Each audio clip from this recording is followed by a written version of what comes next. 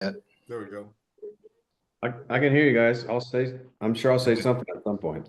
I'm sure you will, Dan. You won't get off that easy. All right, we'll call this meeting to order at 5:03. It looks like everybody's here. This is going to be quite the party. Item 1 is the approval of our 123 ACC minutes meeting agenda. Can I get a motion? Move to approve item 1. All in favor? Aye. Aye. Opposed? Okay, item 2, consent agenda approval for the 109-225 ACC meeting minutes. Can I get a motion? I move to approve. All in favor? Aye. Opposed? Okay, Hey, Daniel, before we get into the agenda, can I make one request? sure. There were a lot of emails flying around the last day or two with like some additional supporting information. And it was kind of hard to keep track of all that. So if there's I noticed that. if there's a particular item that has some additional information that was sent out, like just as explanation, if somebody can make a note of that, just to like highlight the email that it was sent out, and then we can pull that up. If Yeah, that's you want to possible. call it up as we review the property? Is that what you're saying? Yeah, I know that Joel and Alan sent some stuff around even in the last few hours that had some additional stuff in there. So if there was additional information in there, it'd just be helpful to know. So Are you on top of that, Joel? Yeah, we can talk about that if we need Okay. to. thank you. All right. Person to join. Ed, can you hear me? Hello, guys. Yeah, I can hear you guys. Which address are you here for? I'm here for 2 items. I'm here for the new construction application for 22 Hillside Place and also 41 Maple Court. Item 15. 15. And 16. And 16. Thank you. Yeah, 16. Okay. We got somebody for just about every item today. Yeah. All right. Thanks, Ed. Stay tight and go ahead and mute yourself. All right. I think that's all the additions. Welcome, Dan. Henry, back to you. One quick observation. It's a Yeah. little after 5. We have a lot to get through. I suggest at 6:30 we take a short break, and then hopefully I don't turn into a pumpkin at 8 o'clock when I hope we're done. Oh, we'll be done by 6:30. I'm hoping we'll be done by 8. We'll Something see. to shoot for. All right. Thank you. Well, on that note, let's jump to item 17. Gary? Yes, I'm here. We've got a tree removal, is that right? Yes. Let me just scroll down here.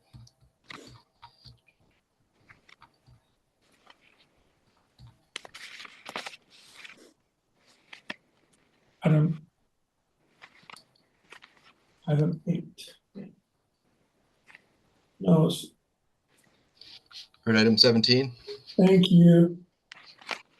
Item 17, 22 Lost Fork. Yes. No, we're at 11. 11 Bramble Way. Is that right? Yes. All right. I think this is a good submission. I think most of us approve of it. Oh, here we go. Unless we have other comments, I have a motion. Any other comments? Okay, John, Move to fire approve, away. excuse me, move to approve item 17, tree removal, 11 Bramble Way as submitted. All in favor? Aye. Opposed? Okay, go cut that tree down. Well, thank you. I do have a question. I wasn't aware of the county paperwork requirement until I submitted the Sudden Valley paperwork, and I was wondering, are they doing anything exceptionally for the fact that all of these trees have been falling down because of the storms? Are they waiving that, or is it No. easy? You'll have to follow the rules, and you can get that by Googling Whatcom County tree permit. Not all trees require a permit. It depends on the, diameter of the tree. But if you Google that and go to their website, it'll give you directions. Okay, well, since I'm not up at the property now, it's hard for me to get. I did look at the Whatcom County paperwork, and it seemed like one thing I could do is I could notarize someone else I could get notarized signature to get, I guess, like Ed Rawls approval to submit the paperwork for me. And is that something that is usually done, or do I just wait until I get up there in March? You can handle that any way you want. Ben Rawls can probably guide you through that. This is Diane, and I've been working with all the trees since Treemageddon occurred. And so that would be your best course, is just to work that out with Ben Rawls. Okay. It's a very straightforward process, Gary. And if you submit an application, they have a really good turnaround time. I know because I've done one recently. Yeah. Okay. Good luck. Thank you. Thank you for putting my item first. Have a good meeting. You're Bye. welcome. Thank you. Actually, they did 509. No, it just ended right now. Okay, 509. All right, let's go to item 9, please. Peter, 88 Windward Drive. Okay, that's me. Thank you. Yeah, we went and looked at your property, Peter, and it looks like you have that cluster of trees there, and I think you said one of them's dead in there, in that cluster? Yep, that's what the arborist had said. Okay. So did you actually get an arborist report on that? Well, I got them to take a look at it, and he gave me a quote. I'm not sure what other report would be required. Yeah, I think my bigger concern is the other tree that looked pretty healthy. I think the committee agrees that looked like a pretty healthy tree, that bigger one with the roots exposed. Apparently the exposed roots is not a problem with the tree at all. Actually, it's a healthier tree. So we were wondering why you needed that one to be removed. Well, that was also recommended by the arborist. I thought that the roots being exposed were a bad thing, especially with the recent windstorms. Additionally, there is a lot of sap or staining on the bark of it, indicating that there is a lot of probably pests within the tree. Is this Gary or Peter we're speaking to? This is Peter. Yep, this is Peter. Hi, on 88 Windward. Yes, thank you. Peter, Integral Works is not a certified ISA arborist, and they're not, they don't have a tree risk assessment certification. Okay. So I think what the committee is saying is that the tree number 2 looks pretty bad. It's leaning up against the other trees. It's in a cluster. But tree number 1, we'd like to get an arborist report, an actual certified ISA arborist to assess that, whether that tree is diseased or not. All right. I'll guess I'll put in a request for that before. I think it's worth noting that we've learned a lot about these trees, and while removing one more tree in Sudden Valley isn't going to alter the landscape considerably, we're also learning a lot more about like the wind exposure. Like this looks like a pretty sizable tree, so part of the arborist report would also look at like how would that affect the other trees from like a wind profile as well. So that's part of the reason that we are starting to look more closely at removal of these trees. So. Yep, that's fair, but this tree is kind of by itself. It's fairly isolated compared to all the other clusters nearby. So I'm not sure what sort of, I guess, shelter it provides. Yeah, and it may provide none. It's just those are the kinds of things that, we need to see from an arborist report to know that we're not creating like a domino effect down the line. So. Okay, fair enough. So can I get a motion on this? I have a motion. Go ahead. motion, well, let me see here. It's a dual motion, I guess. Motion to approve item 9, the number 2 tree only. And then motion to deny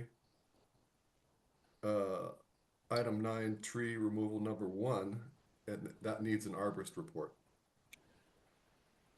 Yeah, I just want to clarify, tree number 1 is the taller tree that is separate from the others. Is that correct? Right, page Yep. 2, you'll see. It could be page 2, misconstrued from the labeling. Page 2, it clearly shows the tree that we think needs the report, and tree number 2 shows the one that's leaning in that cluster on page 2. Alan? All in favor of that motion? Aye. Aye. Aye. Opposed? Okay, thank you, Peter. All right, thanks, everyone. Thank you, Peter. Hey, Danielle? Yeah. We've got a couple of new folks join the call. Can I take a moment to identify? Jump in, yeah. Yep. Thank you. Zoom user, would you identify yourself? You talking to me? Yeah, John Quigg, 36 North Point Drive. okay, one sec.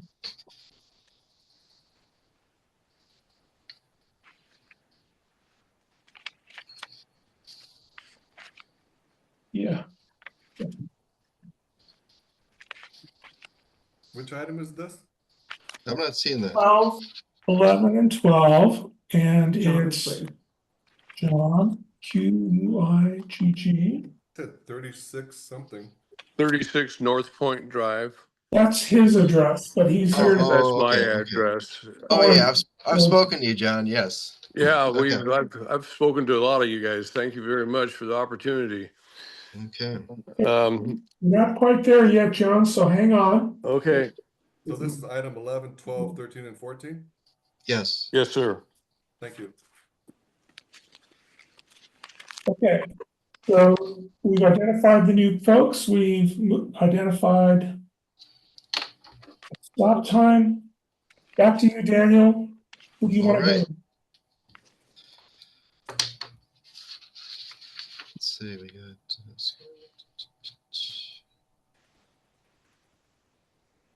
Well, why don't we jump into item 11? Okay, Matt and Chad, you're up. Hello, And, gentlemen and Joel? ladies. Hello. Hello, I'm here. Joel. Are you queued up for these? Hey, yeah, I'm here. Can you hear me? Yep. Okay. Yeah, me. You got- Item 11. Which? Yeah, item 11 for Sanwick Court. All right. Yeah. Oh. So are you asking me to speak? Not yet. Oh, is that John? Yeah. No, not yet. We'll get you in a minute, John. Okay. Thank you, Joe.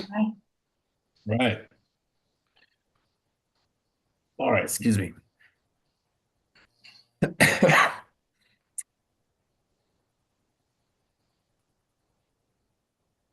Sorry, I got a lot of windows to manage here.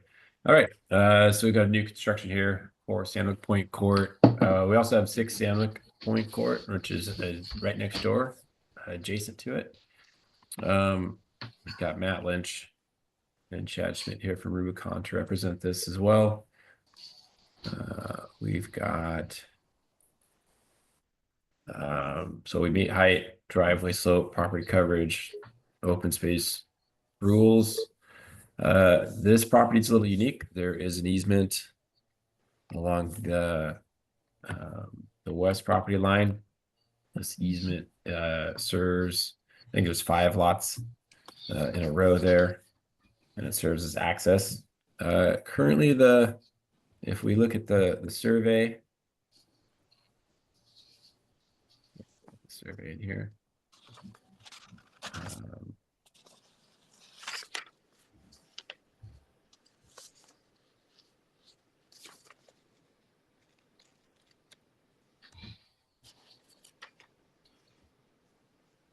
So there's this 10-foot wide access easement on the survey.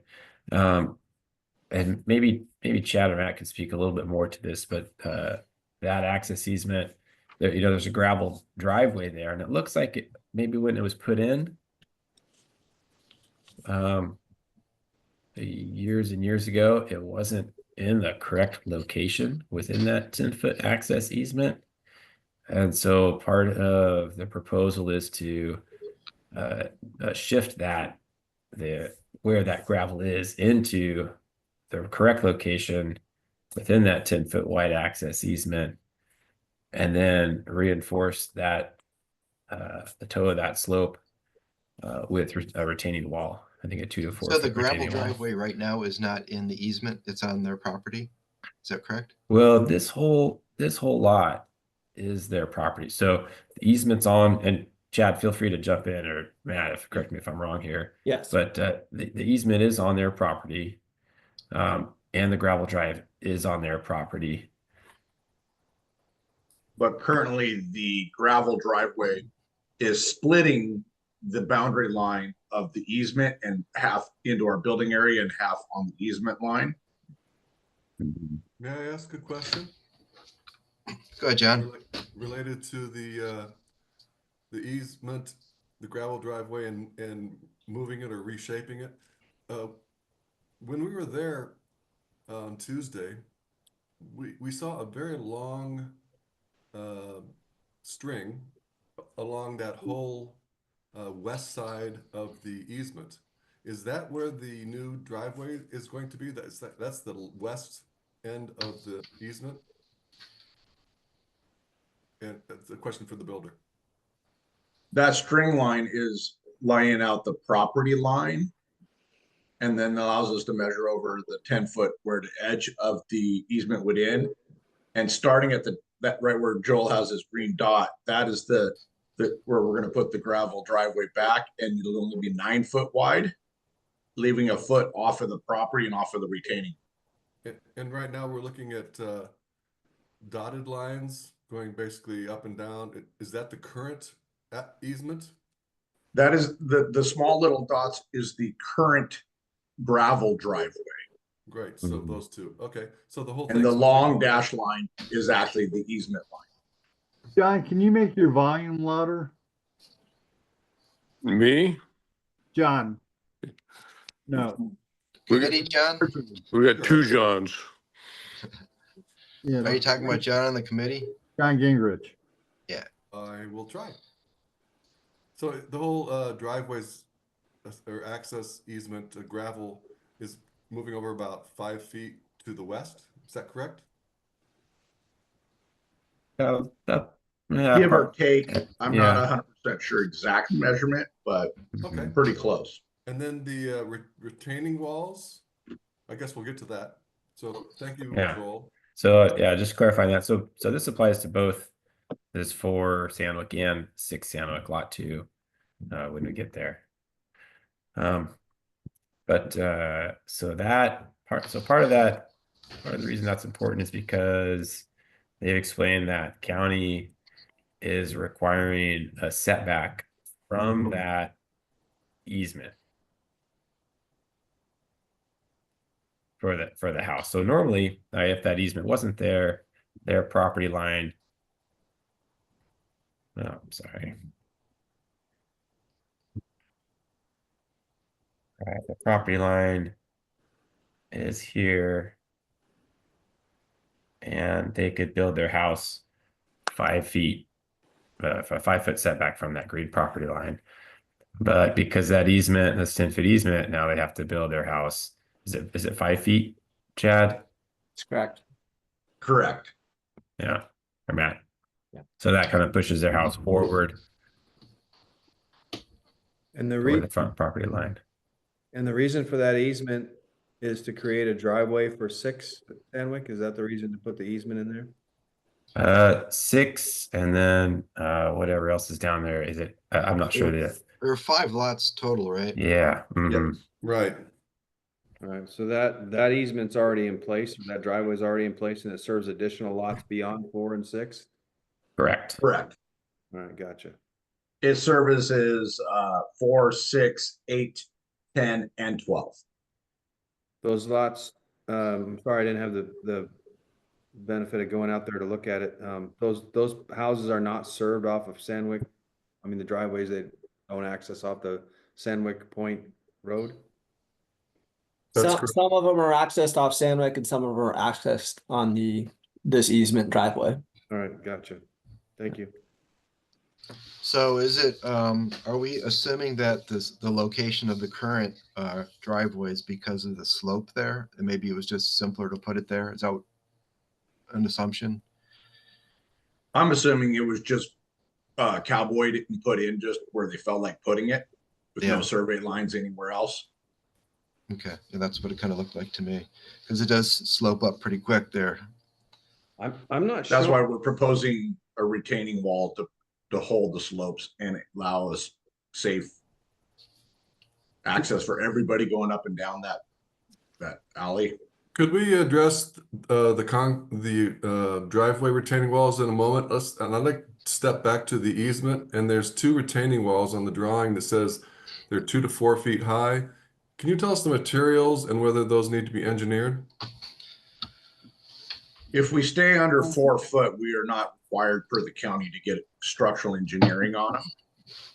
But due to not knowing how it goes, but when we go for a permit, we will have to be getting a permit for it though. And it's your understanding that that retaining wall is on your property? Yes. Thank you. We can move back to the driveway retaining wall if you'd like. Daniel. Okay. Yeah, I'm still trying to wrap my head around what, how that easement is that going to affect the neighbors' access to their properties while you're working on it, or how is that going to work? So we built 12. Sorry, go ahead, Matt. yeah, so obviously we're going to need to maintain access during construction.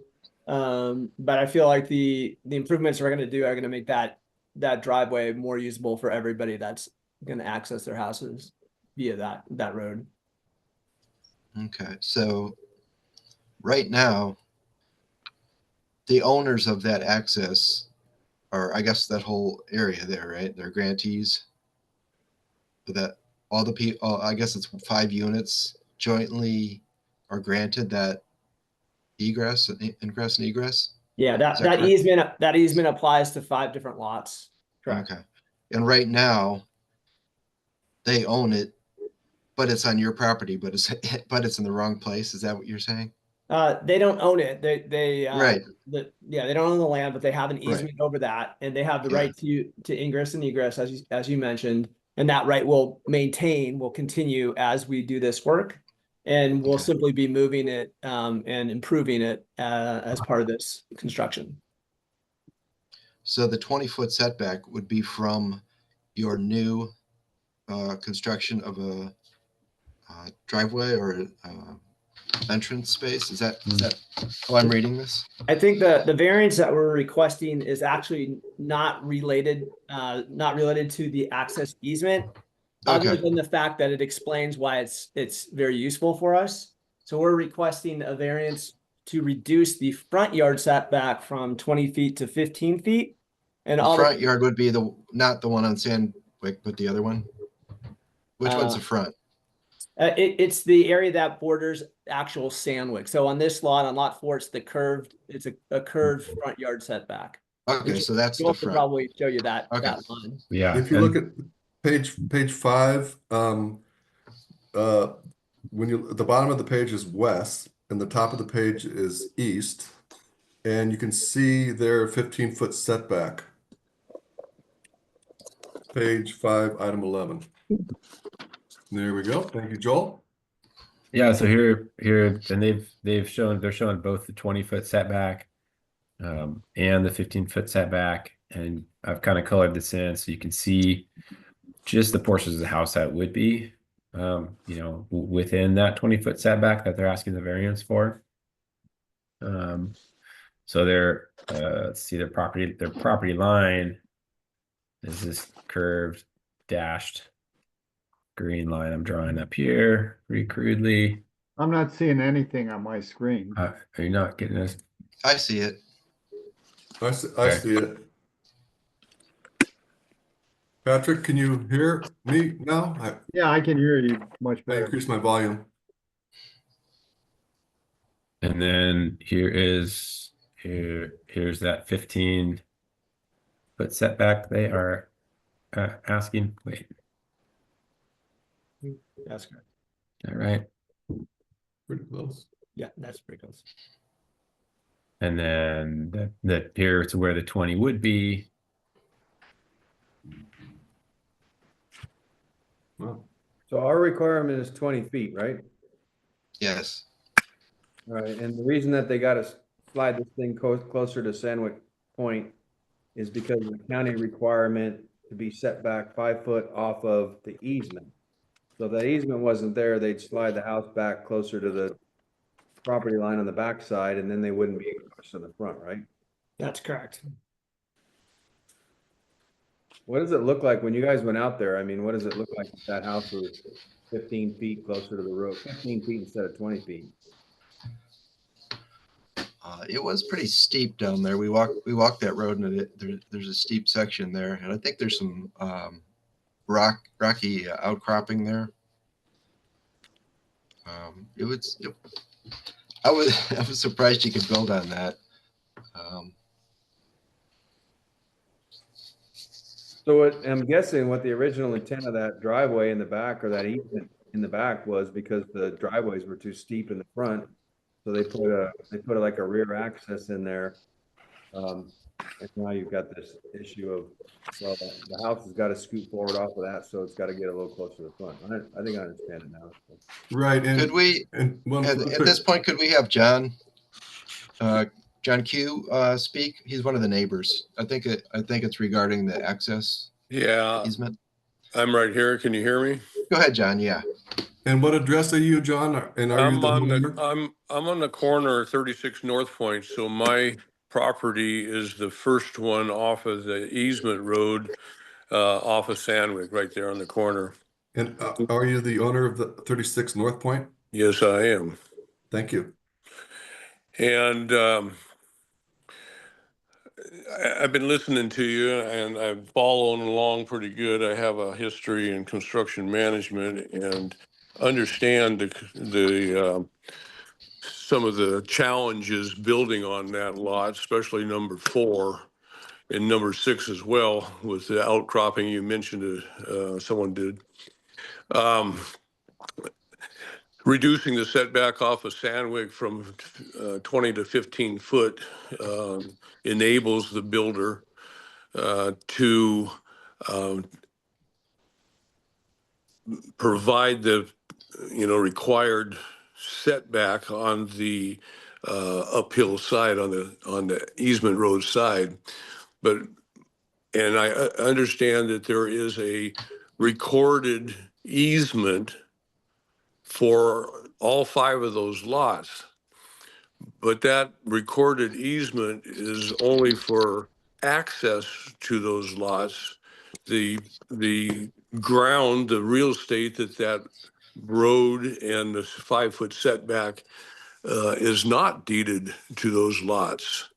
So I'm wondering if a boundary adjustment needs to be made, or how that works as far as down the line, that those 4 and 6 would be enabled to include the square footage into their footprint to provide the adequate requirements by the county to build the houses that they're submitting.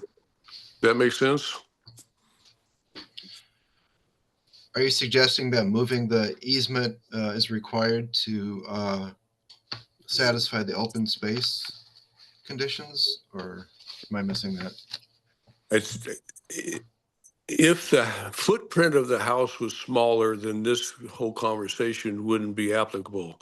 Understanding that, a sufficient footprint, square footage of the house is relevant to the neighborhood and so on, and economically.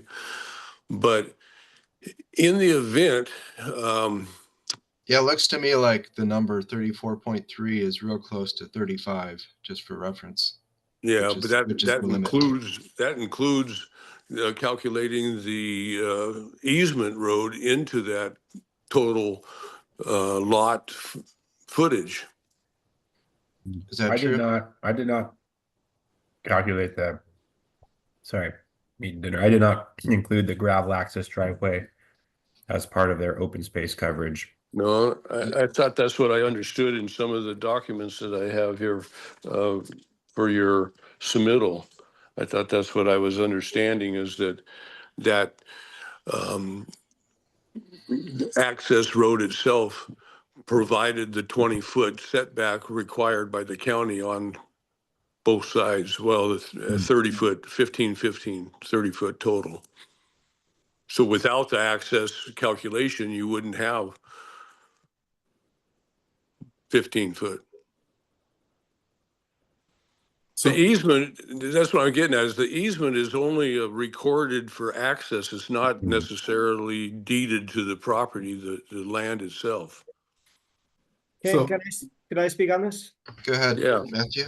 Yeah, I just wanted to clarify. So an easement doesn't change property rights. So that all that area is still part of those lots 4 and 6. And then as you go down the road, there's other lots that own a portion of the easement of the property that the easement falls on top of. See, the word own is incorrect.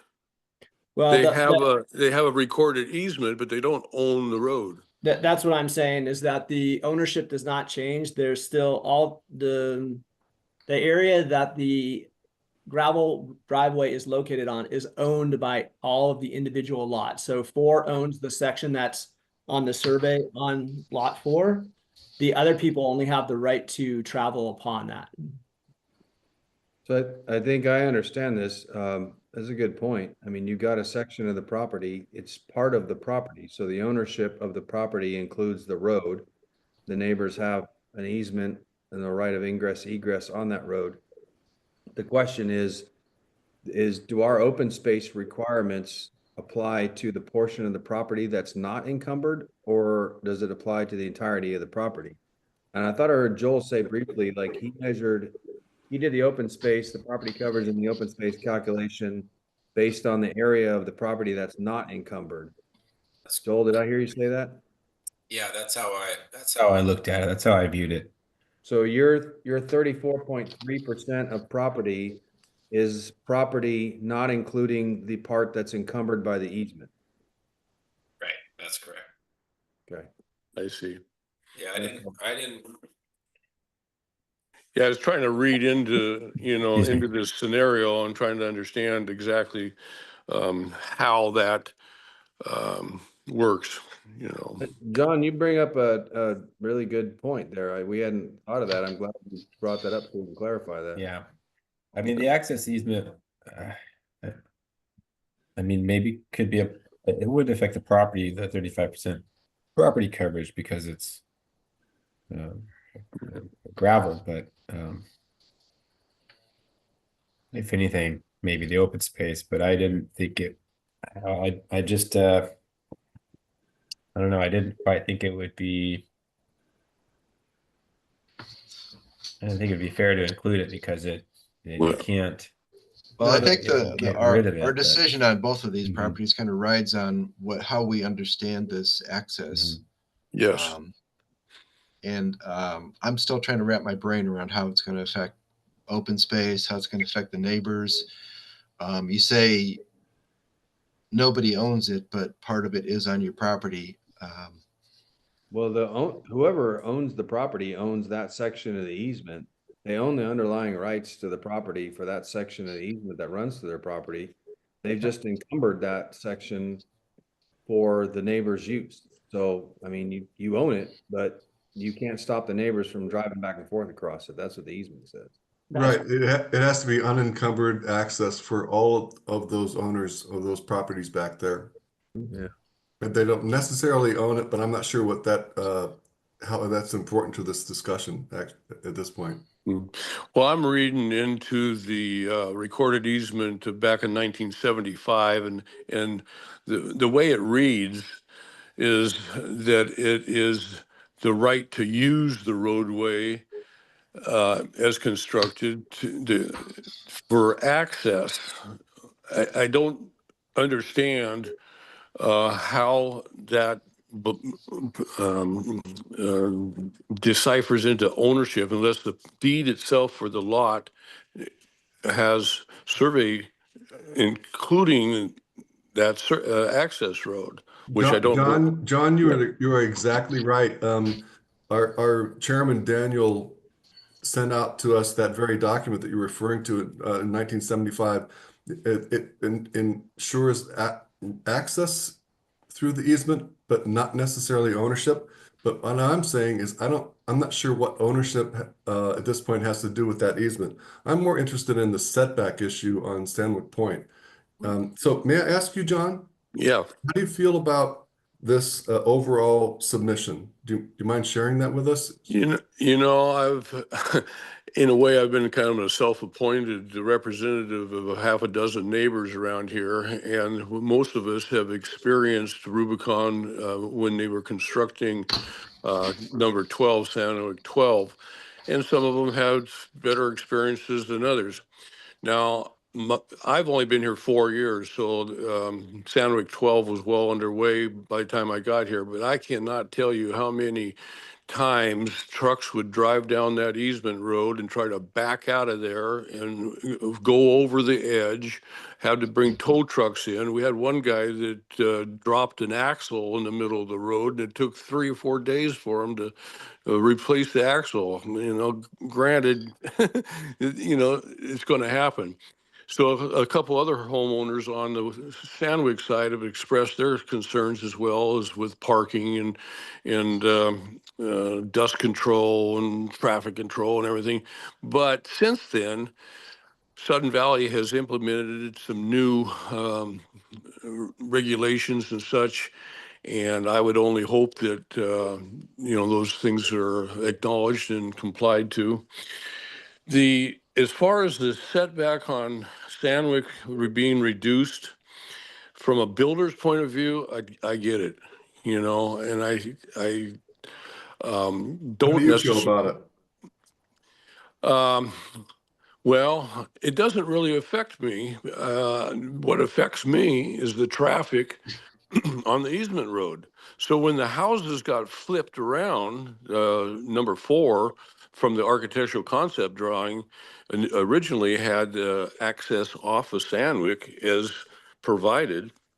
And here now, a couple of days ago, I got this new footprint drawing, and it flipped the house 180, and they're utilizing the access road for primary ingress and egress onto the property. But I don't see, you know, adequate parking for, you know, those residents, you know, and number 8, he's actually, excuse me, Sanwick 8 is accessing his house off of the gravel road as well. And he expressed concern to me as well as how is number 6 going to provide adequate parking for that, because there is somewhere in the CC&Rs about parking on the street. Now we have. Excuse me, Joel, have you had discussions about that with the builders? About parking? Yeah, construction parking. During the and course all of that construction. entails. No, we haven't talked about that. I just wanted to thank our neighbor, Mr. John Q. We have a lot of things to get to tonight, and appreciate his comments.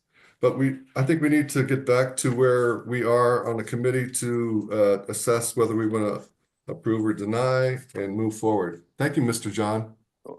Well, thank you for the opportunity to speak. You're welcome. I leave it up to your wisdom and direction. Well, we look forward to getting your feedback. So you and your neighbors, give us a call, send us an email, please. Okay. Thank you, sir. You're welcome. Thank you. Mr. Daniel?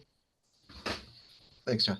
Could I just add a very brief comment for those? Matt? Yeah, go ahead. Yeah, I just wanted to mention that First thing, that by doing this, the way that we plan things, there are 2 parking spots inside each garage, and they would be usable. It'd be a virtually flat driveway for them, as well as both of them have a minimum of 2 parking spots outside of the easement on the access driveway. So conceivably, someone could park 4 cars on this property without impeding in any way either the access easement, or the alternative that was kind of mentioned was having access off of Sanwick Point Court itself. And in addition to an incredibly steep driveway, that street is also very narrow and parking is at a great premium.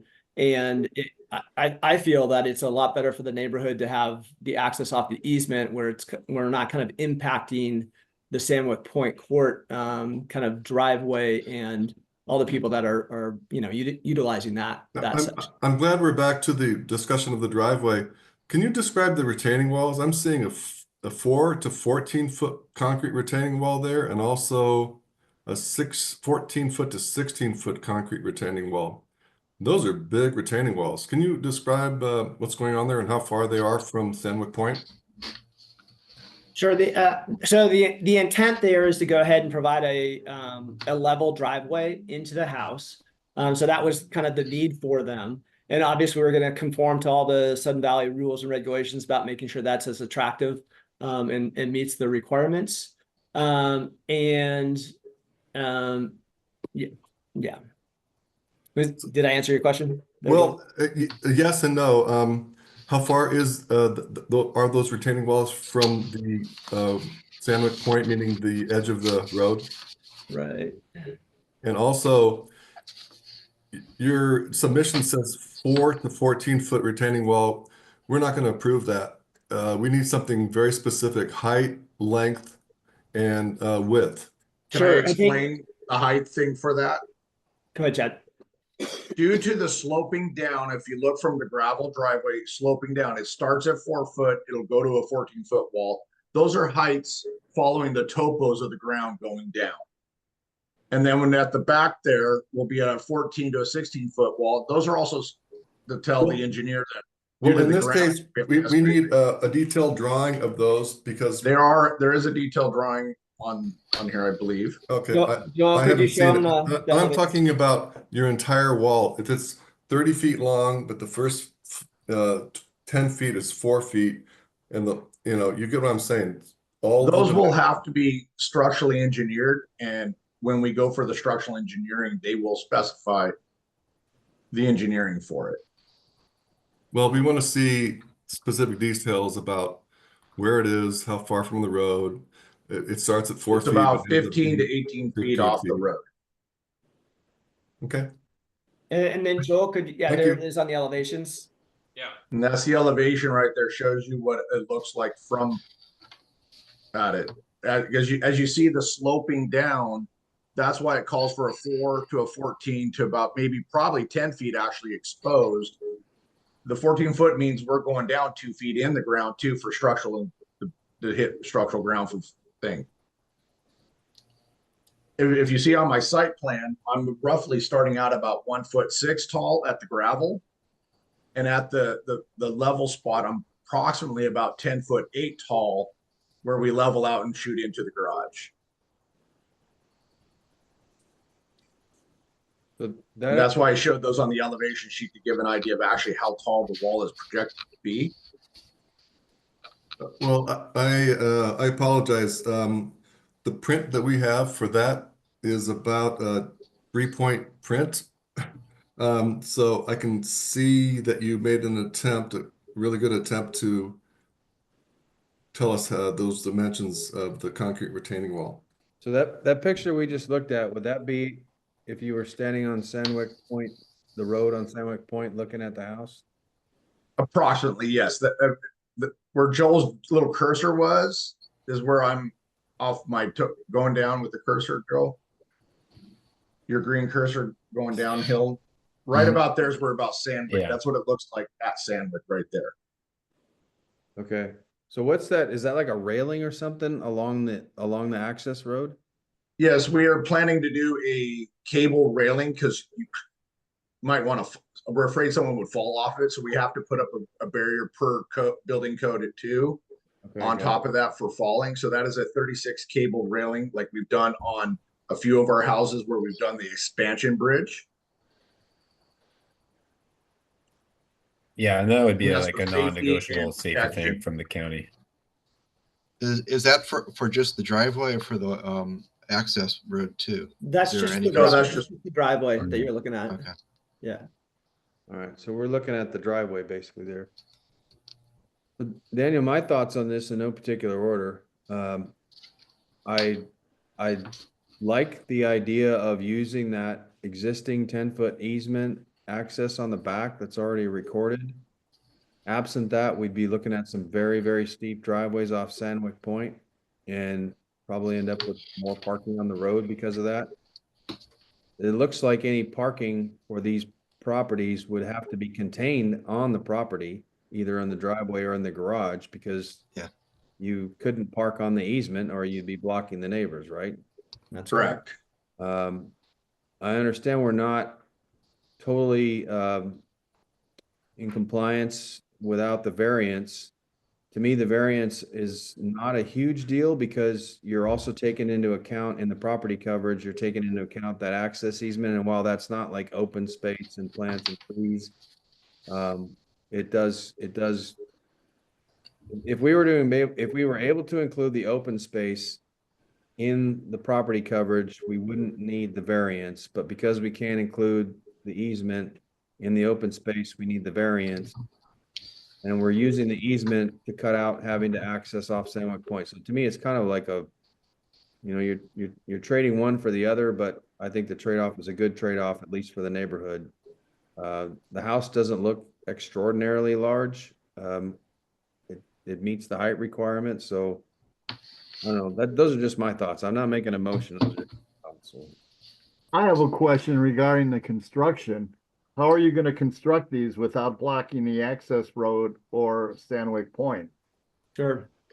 So, Patrick, that, you know, as many of you know, we built 12 Sanwick, and that was very difficult because that was kind of at the end of that road. The fact that we own both of those lots and we can work on them kind of simultaneously will allow us to build kind of a work site, parking, access, and we should be pretty efficient in making sure that we're not blocking that access easement. I mean, realistically, within a couple of days, we're going to get a construction entrance in there so that we don't have to have any impediments. And while we're doing that, obviously, we're going to work with the neighbors for the couple of days where we're kind of doing that work to make sure that they have access as they need it. There's going to be a lot of communication happening between everybody, making sure everybody's aware of what's happening. Are you going to build both houses at the same time or build one and then the other? We'll build them simultaneously, but one of the houses will be probably 3 to 4 weeks in advance as far as the building schedule goes. But this is going to allow us to have a lot of room for equipment, storage of materials until we get everything kind of dialed in so that we can stay out of everybody's way. And we shouldn't really have any impact on Sanwick. I know that during 12 Sanwick construction, a lot of the complaints came because we had these very large pump trucks and things like that were down in the cul-de-sac, and that shouldn't be needed for these because we're going to have access through that easement area. And we'll be following all the Sudden Valley rules of notification to the neighbors, notifying road closure procedures, and preparing to make sure everybody has safe access constantly coming in and out. So it looks to me like, so from your new access, what will the distance be from your structure to that new access road? Is that 7'6"? It shows 6'6" to the eaves and 7'6" to the walls. And that's to the road that everybody else drives on. Is that correct? Yes, correct. So what I'm looking at here is your new proposed road, right? It's the new proposed road. And in comparison, 10 Sanwick was problematic for us because it was the garage was actually on the 10-foot, it was on the access easement. So it's kind of tricky to maneuver past that. So here there'll be plenty of room, so there'll be no issues with hitting the house. Who maintains? Joel, I don't have a lot of experience with the easements. Is this consistent with what we've been doing in the past? Boy, this is the first time that I've seen an easement like this come up in Sun Valley, but seems reasonable to me. Yeah. Who maintains that easement? I mean, that's not a Sudden Valley right away. It's not Correct. It is not recorded as county, like a separate parcel with the county. It doesn't show up on any of the county APN maps. Who maintains that? I think it says in the easement it's responsibility of the property owners. So it shouldn't be Sun Valley's I think that's what I've read too. maintenance. I know I read that, but like you got 5 of them. There's like, what if when one decides like, Yeah, I mean, I'll have to May figure that I out. interject for just a moment? Alan, can we get a time check on this? 37. Yeah, we're approaching 40 minutes on the topic. Okay, great. Thank you for that. I just want to put it out. I am inclined to deny this, and I have a number of reasons. We have a lot of questions about the access road and the retaining wall. I think this house is too large for the property. It's 8,000 square foot property, and the living space is 3,200 square feet. We don't have the neighbors' input. We don't have the neighbors' input, which we just heard is important to them, and we'd like to probably collect more of that. We haven't talked about a tree plan at all, or the water, sewer, and stormwater plan. So I'm inclined at 37 minutes into this. I have ample reason to motion to deny. Can I interject, please? John, is your motion to deny, just out of clarity, motion to deny and request more information be provided? That's generally correct. Yes. You know, I think that that's probably wise because we did get a lot of information today, and this is a complicated property. I think Dan made some good points to kind of lean me into approving, but again, we were hit with a lot of information just recently, just clarifications. I think I would like to be able to look at this a little bit more. I'm leaning toward approving, but there is a little bit more information that I need to gather. But it sounds like John feels the same way. Dan, Patrick, I mean, but are you guys feeling like we need to review this a little bit more? Or? I think to me the setback issue, I can get myself comfortable with that. If John's not comfortable on some of the easement issues and the tree plan, and if there's no tree plan with this, we need to see that. This easement thing is really interesting. I mean, it's not, you know, I get in and out of my house on a road that's shared with 4 other neighbors, or yeah, 3. There's 4 of us that share a road, but it's a Sudden Valley maintained road, or it's a small little spur. Like this one's interesting. Like I would like to see almost a separate submittal from the contractor, or at least an explanation. And I will say I appreciate all the detail. You guys have gone above and beyond in providing the detail and justifications. Yeah, thank you guys. That's what you've done. It sounds like the concerns of the neighbor, at least one of them, is like what's going to happen during construction, and these construction projects can drag out. How is that, you know, what's your plan on trying to avoid that? So, you know, maybe some additional information on something we can share with the neighbors to show that you're not going to be clogging up this access road or Sanwick Point Road or anything like that would also be helpful. But I'm certainly not going to try to steamroll this if there are things that John wants to take another look at. So. Hey, this is Diane talking. When John Quigg was here speaking with us, he's very complimentary of another builder who recently put in a new garage and elevator on Sanwick Point. And I worked very, very closely with them on road closures. And I was wondering if Chad and Matt would be open to a conversation for me to share how that was done, and to possibly agree to doing what the other builder did. Absolutely. Yeah. We're trying to be good neighbors for everybody. We do, yeah, yes. Yeah, I mean, we gathered that just from all the information that he gave us about this, and it's a lot. We've got a lot of new constructions this week. It's crazy, so we haven't been able to devote as much time as we'd like to. These are probably the 2 most not problematic, but the ones I had the most questions on. And I probably would feel more comfortable, maybe even talking to Joel a little bit more. He probably knows a lot more about this than we do, and could clarify a lot of the questions we have. So I'm kind of leaning toward the way John is about denying, for now. Could I interject once really quick? I just please. Yeah. Okay. So I just want to say, as far as the time thing, we're really having the same conversation. We have 2 submittals, and all the almost splitting the time in half in the sense that 4 and 6 are going to be the same issues. And I also wanted to mention that this whole easement thing, the only reason we even really brought it up was because that's our justification, or why we're requesting to have a variance from 20 feet to 15 feet on the front yard setback. Right. But I think that we talked through it. It's pretty straightforward. It's been in place. It's pretty much an established legal principle. The county had no problems with this. We already went through a review with them. They're equally approving they're in the process. The entire staff signaled their support for this.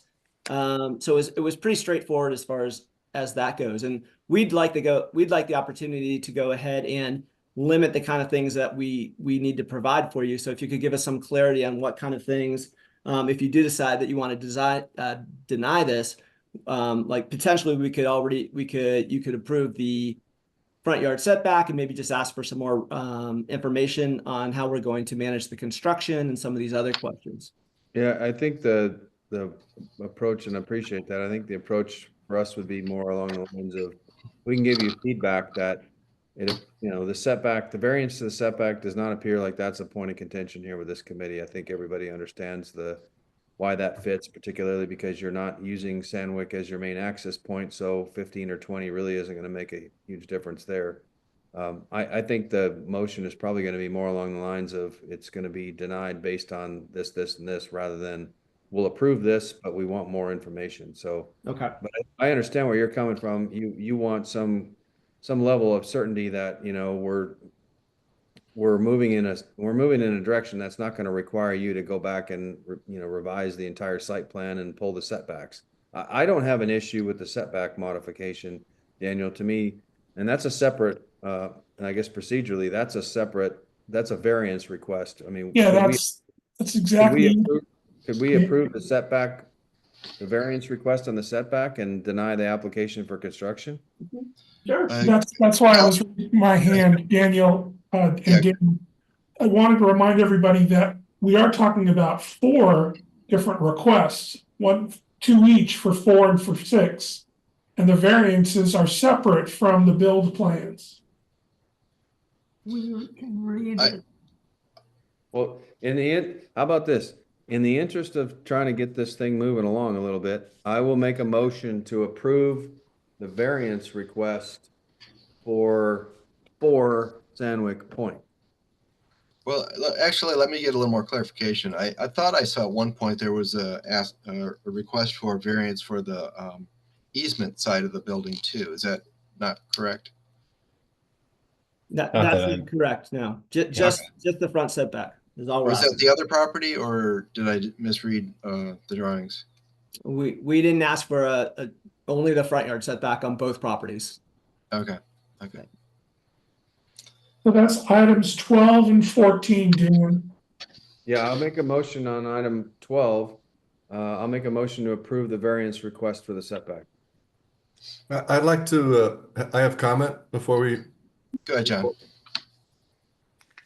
I think it's clear to me that the variance request is a result of this house, in my opinion, being too large for the property. It's a 3,200 square foot house, and I don't see any reason to give a variance to that when we haven't approved the construction of the house. John, may I ask you a question? Yes, please. You keep mentioning the square footage of the house.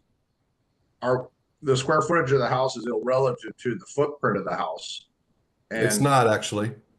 When you get a daylight basement, you end up with just some space because we're on a sloping lot.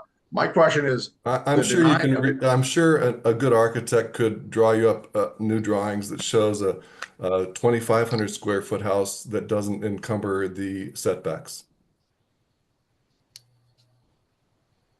Now, is that a violation of the architectural rules of the square footage and the lot coverages? Well, you're asking for a variance, so yeah, generally we need a good reason. And I mean, John does bring up a good point. This is a big house, and if it weren't big, and weren't this big, you probably wouldn't need a variance. I mean, there's no requirement as to the house is too big or anything like that. You're fine, but is it too big for this lot is the question. I think if you notice, Joel did a good job. He highlighted in the dark green the sections that are actually requiring the variance, right? And you can see it's very minimal. So I just feel like the variance allows everybody, including us, of course, but the people that are going to live there, it provides a little more distance from the house to the easement. Like we could reduce that 7.6 down to 5 feet. And that would get us most of the way out of there. But we're, obviously we design our own houses and we're trying to provide a great layout for whoever finally lives here. And so if I would say reduce that like you just described, and then we can talk about it. There's major impacts to that which is why I know. There's also major impacts to the neighbors and to the how we're treating people and future reference to people saying, oh, they did it, so we can do it too. So I think we're about 50 minutes into this conversation. I have a motion that just to clarify though, the reason for the variance and the reason why the county approved it or signaled that they were all in support of it so much is because variances are set up for unusual circumstances such as this.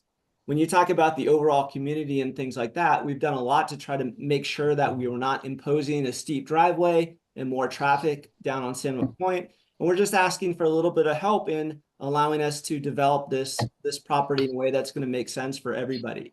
I don't think that there's any impact that's going to be in the neighborhood. I mean, we're probably looking at, I don't know, maybe 100 square feet that's in that area, but it makes a lot of sense for the layout. It's not as easy just to say, hey, obviously you can say that, but if we just chop off a section, suddenly a room that's been designed for a certain purpose doesn't work, right?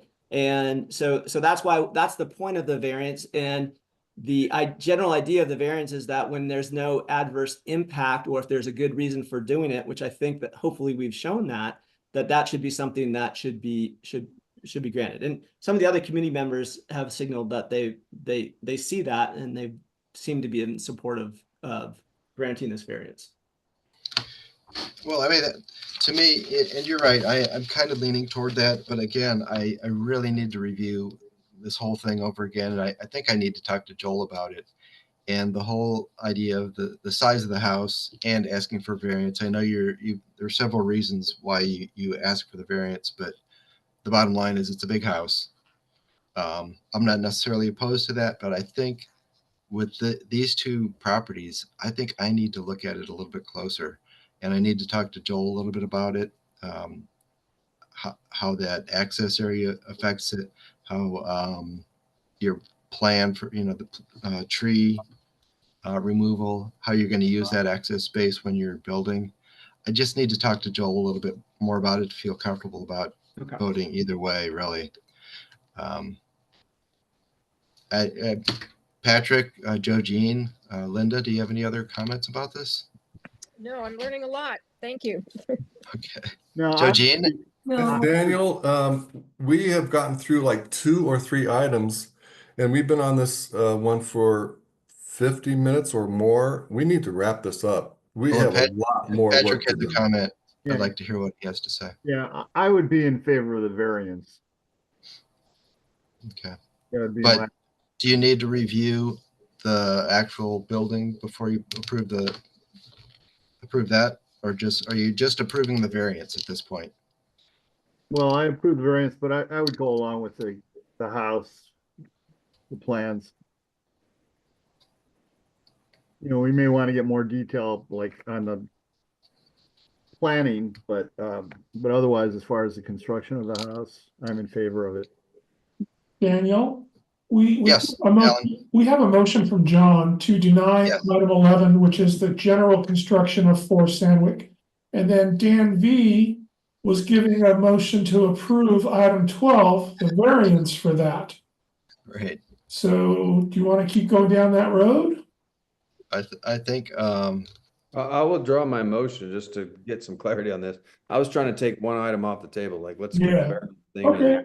And then the contractor can move on and address the other issues, but I don't want to step on anyone's toes. If John and Daniel are comfortable with the variance part of it yet, let's hold off on that too. Okay, withdrawn. That's my thought anyway. Okay, so let's go back to item 11. For Sanwick, new construction, motion to deny because it's too large. We need neighbors' input, tree plan, stormwater handling. And then that's about it. No talk about the variance. Two other things, Alan. Yeah, I would like to see more details about the access road and how that's being redone, the gravel driveway, and also more details about the retaining wall. And finally, I'd like to see a construction plan. If both of these are being done separately or at the same time, and then the details of a construction plan. what do you mean construction plan? You know, how they plan on parking vehicles and getting concrete trucks in there and notifying neighbors and so forth. Isn't that in the ACC rules of how you're supposed to follow? Yeah, I think that part's pretty standard and something you'll work with Joel and staff. yeah. So And Alan, we'll help you with those notifications and road closures. That's pretty standard fare. okay, So, so I guess scratch that last my, one. my emphasis is that if both are being done at the same time, I think there needs to be a plan that's reviewed. That's what I'm saying. Got it. Just to clarify, for us, doing two at the same time makes it easier to stay out of everyone's way because now we have double the space that we can maneuver things around. Yeah, that makes sense. Yeah. All right, well, John's got a motion for item 11. All in favor? So what This is- exactly is the motion? The motion is we're denying, requesting more information. So, Daniel, if it'll help, I'll go over it again, make sure John checked me on this. The feeling was that the suggested drawing was, home was too large. We needed neighbors' input. We needed a tree plan, stormwater handling of the access road, and more information about the retaining wall. The retaining wall, John, based on your question, it's the diagonal one and the horizontal one at the end of the driveway, correct? Yes, the one on the west side of the easement. Right, where Joel's cursor is right now, the two in green. Okay. And Matt and Chad, I'm happy to help you guys keep things simple with regard to your construction plan. I don't think we're looking for umpteenth layers deep, but just some general milestones might be helpful. All right, well, we've got a motion on the table. All in favor of John's motion? Aye. Aye. All opposed? Okay.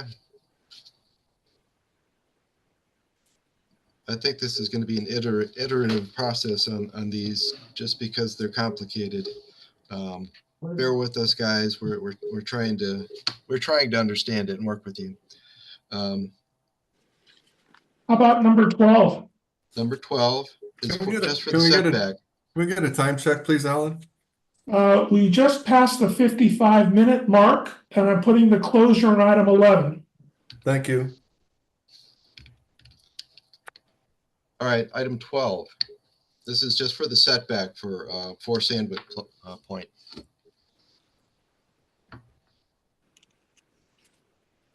I have a motion. Is that you, John? Yes. Go ahead. Motion to deny item 12 for Sanwick Point Courts, a variance. Yeah, why, John? Motion to deny as submitted. Just, okay. John, are you thinking this variance is part of the total package? So if we're gonna approve a variance, it comes with approval of the total construction package. That's exactly correct. All right, that's fair. All right, all in favor? Aye. Aye. Aye. Aye. All opposed? Aye, opposed. Patrick? Yeah. All right, 13. I haven't really looked at this house, but is this pretty much just the same wash, rinse, and repeat of the discussion we just had? It's a different, it's a different place, but yeah, it's it's a similar discussion, I think. I'm looking at. Can we I'm take? actually looking. Go ahead. Can we take a look at this, because this is probably a little cleaner. It doesn't have some of the other issues such as the retaining walls and the access along the curb. Actually, if I could just go back to item 12 just for a second. The variance request, I'm seeing in the request there is a setback request for the front and the back. Is that not correct?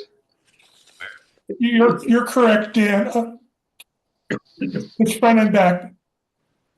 Yeah, I thought I think it was Matt said that there was only a request for. I don't believe that we should be requesting one. Chad, do you have something to input there?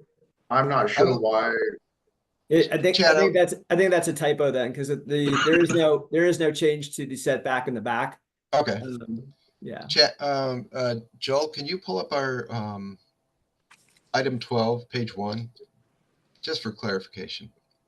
I think the back was highlighted, and that's what's confusing everybody.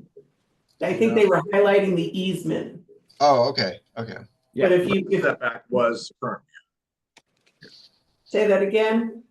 I think it was highlighting what the measurement is off of that easement. Oh, okay. Okay. Do you have it, Joel? The right page here. Page, we're looking for the variance, item 12. Yeah. When I saw it, I thought it was misrepresented because I thought there were 2 variance requests on one form. And then I read it and I realized it was only one. Okay, here, let me do this. Yeah, I have the variances open in a different, excuse me, PDF. This is item number 12. We're looking at for Sanwick Point court variance setbacks. Okay, got a lot of windows open. Let me drop it in here.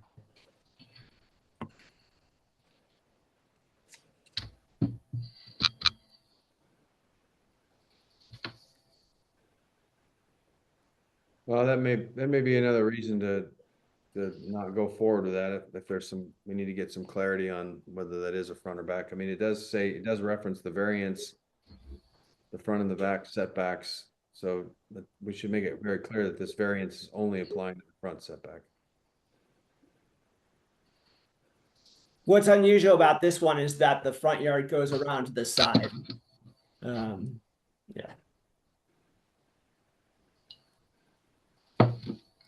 Yeah, I mean, this is just an example of the clarity that we need to work with to make the right decision on these properties. And I appreciate all the stuff you guys gave us, but it's a lot to wade through, and it was a real busy week. Understand. For the ACC. I think 6 is very clean in comparison. Can we take a look at that one? 6 Hamlet.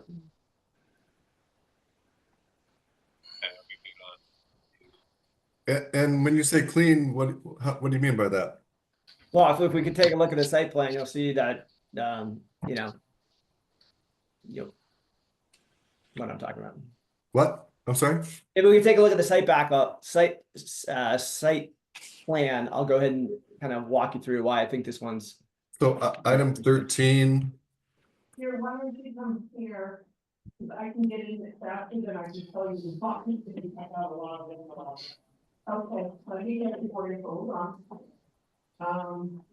Wait, you're using. We have some back talk in the background. Hang on, let me get it. Might be me. Apologies.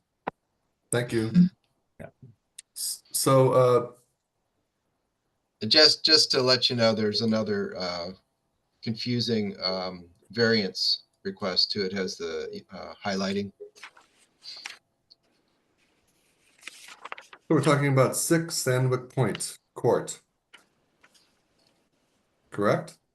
Yes, item 13 and 14. Driveway slope 7.5, property coverage 34.5, open space 57%. It has the easement issues that are identical to number 4 Sanwick Point. Well, let's let Matt talk through it a little bit. Sure. The reason I felt this was a little bit more clear, you see, for these two things. If you take a look from where the easement, the driveway easement is, you can see that it's approximately 9 feet, I believe, to the house, 9.5 to the house. And there's only a very small section of the covered deck that is the necessary portion of to have us reduce the front yard setback from 20 to 15.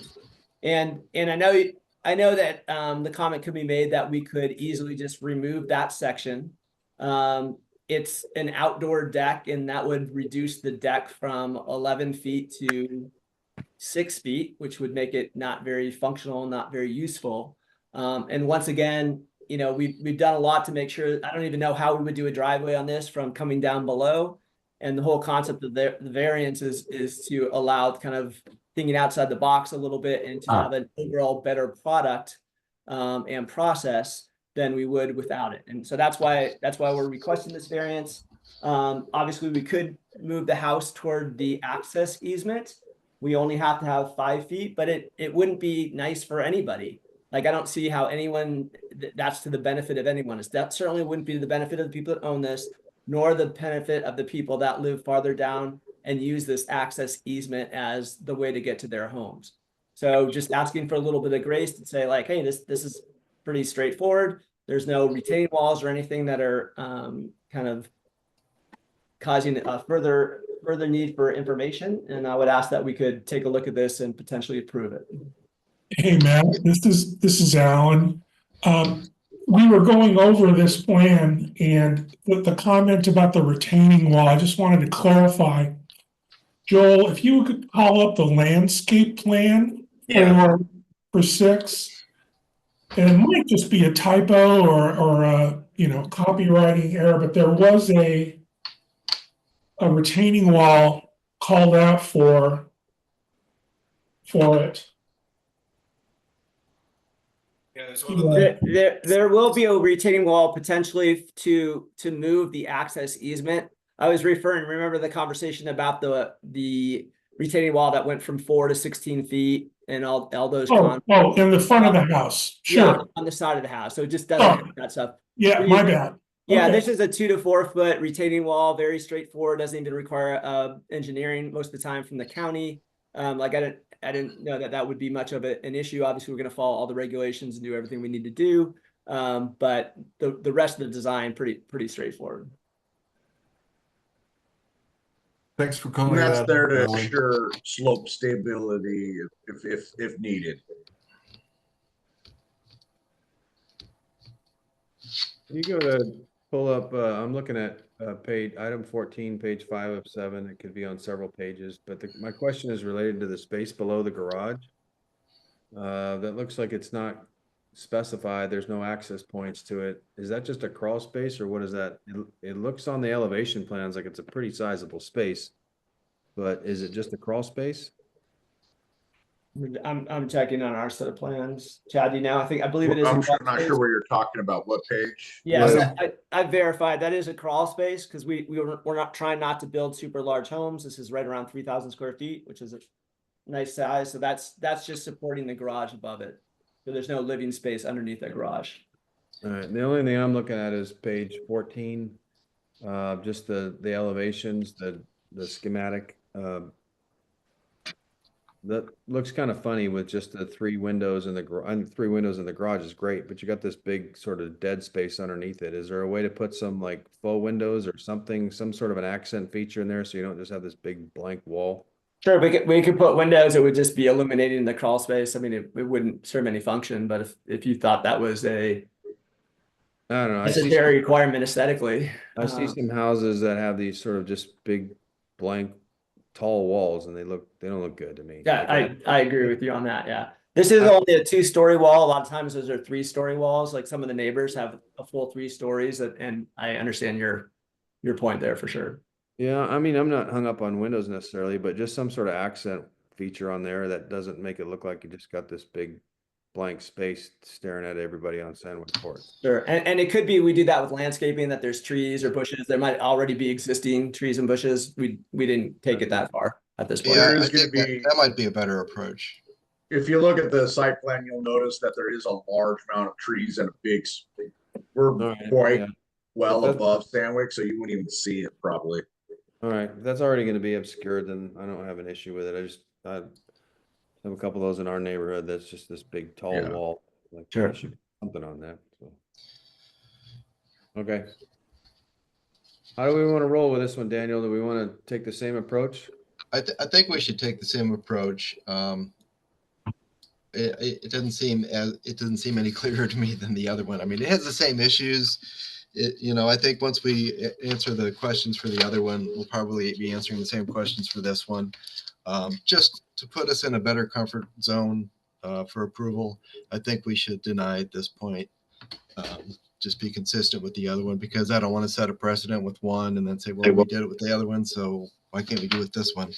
So just to keep it consistent, that's how I feel. Anybody else have any opinions? Yeah, I won't disagree with you. I think this consistency is good in this case. I'll just say the same thing on the variance here, that especially this is just an uncovered deck area that's going to be encroached in the setback. I personally don't have an issue with that. So if that's what it comes back with, that's not a deal killer for me. So, and my one parting comment, I guess, for both of these is, it's hard to ask for a variance for a house that's like 3,500 square feet. That's the bottom line for me. I mean, you guys are doing your best. You're making a big house and you're trying your best, but that's one sticking point for me. Can I point this house is 3,000 square feet. It's 3,063 square feet. Yes. Now, can I explain some? When you have a daylight basement, a downsloping house, and you get one level in, you automatically get a huge amount of space below. We can either keep it as crawl space and lower our square footage, or you use it as usable space. So where you keep mentioning large houses, we got to take an effect of the type of lot we're on. We're on a downsloping, very steep lot. You automatically get a ton of usage of building, even though you're using a smaller footprint. We're like, our footprint of our house meets all the regulations of Sudden Valley under the square footages in the things. But when you end up with this, when you do a daylight basement, you get your main floor of 1,500, you automatically get 3,000 square feet below it due to the foundation. So it's kind of hard to utilize the comment, this house is too big because of the square footage. Sometimes you have no control. I mean, we could do a 3-story and still get a smaller footprint and go up, down. But I'm trying to just add clarity to the architectural designing of some of these houses on steep lots. I can see if this was on a flat lot and we're doing huge footprint, top and bottom, 3-story. But this, you automatically get this when you're trying to support structure of the main living of a 1,500 square foot footprint of the first floor. I like to just point out that you're asking for a variance from 15 feet to 20 feet. And if you have to remove part of your covered upper deck, then please go ahead and there's a safety reason for we want to do that too. I just thought of that and remembered that. And it's in my thing. There's a main sewer line running through that, and pushing the house further towards Sanwick will be actually create a safer excavation and doing stuff, or even utilizing anybody off of getting further away from that. Well, access. Great. So resubmit that with those comments. I think it's in there in there, but okay. I'm just trying to explain this. The square footage thing is kind of it's kind of damaging when you're trying to explain the architecturalness. Even if we did a smaller footprint, it's still going to be a large house due to the type of construction. We're not daylight basement on a downsloping lot. Some of those houses that are only 2,500 technically could be 5,000 up off of Cascade Loop, the old Cascade Loop. They're 3-story crawl spaces. Well, good luck with that, and we look forward to getting your architect's new drawings. Daniel, Yeah, I mean, do we have a motion, please? I move to deny this request with the exact same comments as number 4 Sanwick Point. Just a point, guys. I mean, we hear neighbors complain about big houses all the time, and I'm not opposed to big houses. I mean, I think it's great to have a big house in the neighborhood, but when we grant a variance on something like that is when we have to answer hard questions. So that's where we're coming from. We don't want to set precedents. Could you guys go ahead and Joel, could you pull up I wrote a letter that has pictures of the neighboring properties that are probably 50 to 70% larger in the volume. Joel, could you pull that letter up and show us those pictures? No, we did see that. I just wanted you guys to know where we stand on, when we grant a variance, there has to be a very good reason for it. I'm not disinclined to approve this once I know a little bit more about it. And I did go over all that stuff, and I really appreciate all the extra information you guys gave us. But it was a lot to take in, considering we've got a lot of other properties, I think 5 for you guys. Okay, understood. Thank you. So, and we certainly appreciate all your efforts in this. So John, did you have a motion? Daniel? Yeah, Alan? I apologize. John, question for you. I have you as denying item 13 for the same reasons as item 11. Are you going to say the same thing for item 14? Yes. Did they vote? I don't see any reason why not to, but yes.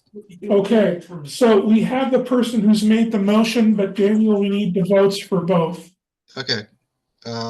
Can I get a vote on the motion for item 13, please? Aye. Aye. Aye. I'll abstain. All opposed? Go ahead. All opposed? Okay. Item 14? Aye. Aye. Aye. All opposed? I oppose. Who's that? Patrick? Yes. Okay. Hey, Patrick, can I ask you, did you oppose item 13 as well? No, I abstained. Abstain, okay. But he opposed 14. Yep.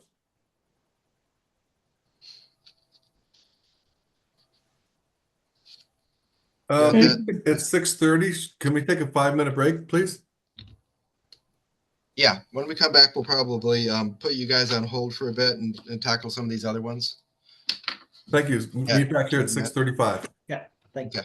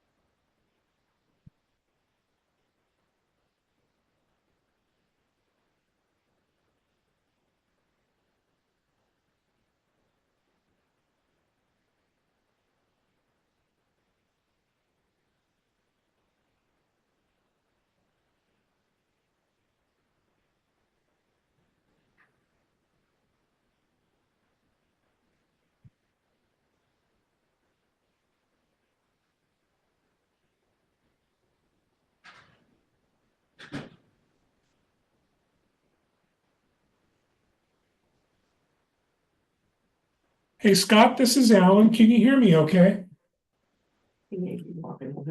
I can hear you. Thank you, Joe Jean. Scott, can you unmute? Yes, sir. Oh, you're here to observe, right? Yes, sir. Items 5 and 6. Yes, sir. Last name. Okay. We need to get your last name because we record the people who have been in attendance. No problem. It's Davis, Davis. Thank you very much. And Thank you you. are a homeowner here? Yes. Okay, thank you. Yes.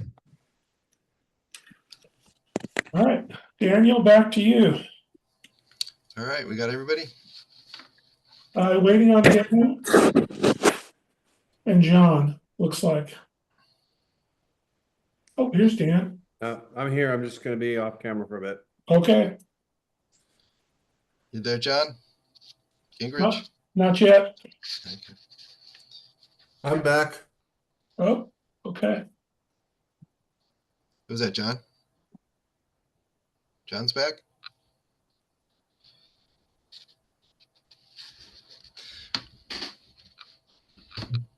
Are you there, John Gingrich? Yes, I am. Thank you. Okay. Let's quickly go down to item 21 for Jay. Hello, how are you guys? Hey, Jay. So, I'm hoping this one is more on the simpler side. It's pretty straightforward, I thought, just lighting change request. Did you guys have any questions about it? It is straightforward. We did have an issue with the exposed bulbs, and in my opinion, is I kind of like it. I don't have a problem with it, but we would have issues with how do we know whoever buys your house isn't going to leave that on all day, all night long? Right. That's I thought about this actually, and I wanted to see what you guys came at this with, but I have sort of a plan B for those bulbs. I know you guys don't like bare bulbs, and typically a frosted enclosure is your preference. So Rust-Oleum actually makes a light bulb frosting spray that's specifically for light bulbs. I've got a can of it in my truck, and I'm just waiting to see what you guys came up with, and I was gonna hold that out as a plan B. Be happy to get those bulbs frosted. Would not be a problem at all. I think what Daniel's saying and what the committee agrees with is that it's fine for you to put bulbs on there in 2025, and then 2 years later the new owner puts some bright ass thing in there. Excuse my language. No, it's okay. And it actually shines in 360 degrees, which is just not acceptable, Jay. And you know that. Come on. Sure. Man. No. I understand that. It's just so far recessed under the covered portions of the house, and it doesn't stick out or away from any of the walls. That's kind of why, and it's kind of the ideal lighting solution to do something hanging. You know what I mean? So this is already done, correct? Yeah, this looks like this has already been done. Yeah, so you're seeing pictures of it there. That's I'm gonna make Daniel. This is nonsense. We keep going around with this contractor just doing whatever the hell they want to do, and then come back to us with some story about how they're gonna paint bulbs with frosting paint or something. I mean, this is not an acceptable light fixture for the front of a house. This is the kind of thing that someone's going to leave on all night long, and it's going to, we don't need more light in Sudden Valley. Nobody requested permission to do this. They're just asking for forgiveness now. I have a motion, Daniel. Go ahead. Motion to deny item 21, construction change request 21 Lost Fork Lane, with the comment that they need to redo this. It's already been built, and put in the initially approved downward shining fixtures. I'll second that motion. All right, all in favor? Aye. Aye. Got it. Hey I guys. like where you're going with it, Jay. I think it's just not working for Sudden Valley. Nope, that's fine. I appreciate it, and I just hope you guys understand.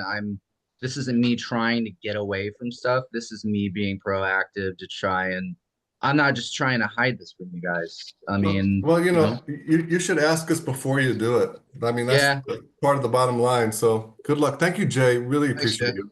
No problem. Thanks, guys. I think we should, what do you, Diane, you think we should go up to item 5 with Scott and Chad, go back to Chad and Matt again? Or is there somebody else waiting? Ellen? Sorry, we were muted. There's a homeowner here. It probably makes sense to do 5 and 6 and then maybe go to somebody else, Ed or somebody or John.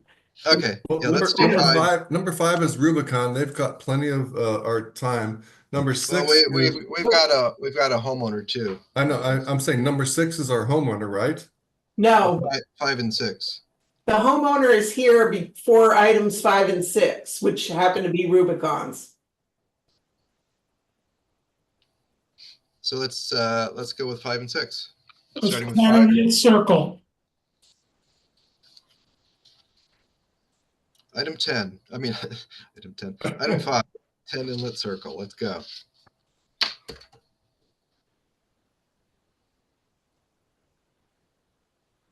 Item 5. I think Joel gets the microphone. Yeah, sorry. All right. Yeah, so Rubicon is the builder. The owners are also in the meeting. So they and there's some residents, so they've hired, correct me if I'm wrong, hired Rubicon to build this house for them. This is not just a house that Rubicon is trying to build and sell.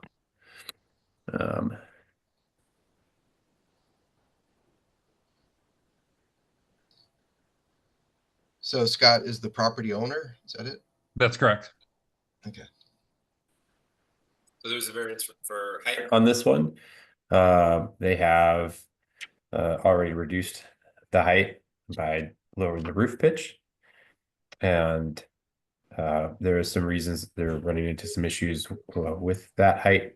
There's a culvert that sticks out right where the driveway goes underneath Inlet Circle and terminates.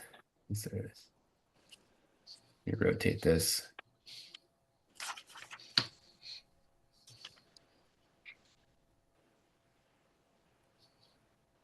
So they're limited in what they can do with that culvert and how they can configure the driveway.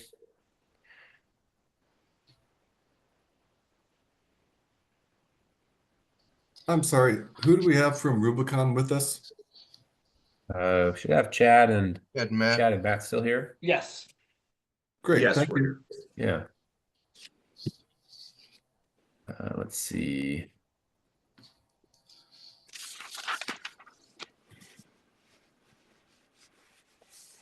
So what they're planning, and they could probably speak more to how they're going to handle the drainage from that culvert. So here's the culvert. It's coming from, make a different thing. So it's coming from across Inlet Circle. It's going underneath Inlet Circle, and it kind of terminates right here at the edge of the property line. And it looks like they're going to redirect it underneath the driveway. So it has to have some negative slope there and then go down the property line out the back. So because of that culvert,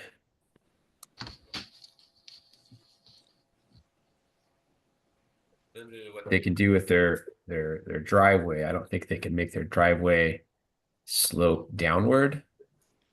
Is that right? The notion was this is as we have to intersect the existing drainage draining onto the property, we have to intersect the 8-inch culvert and then drop it and then come around the side and maintain coverage over it.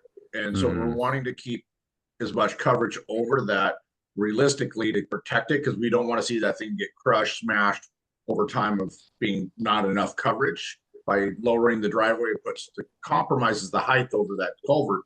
And if that culvert gets plugged, that creek fills up. That's the drainage all around Inlet Circle and catching everybody going in there. So we had tried to compromise. We shrunk the roof pitch as far to a low pitch, trying to make it work.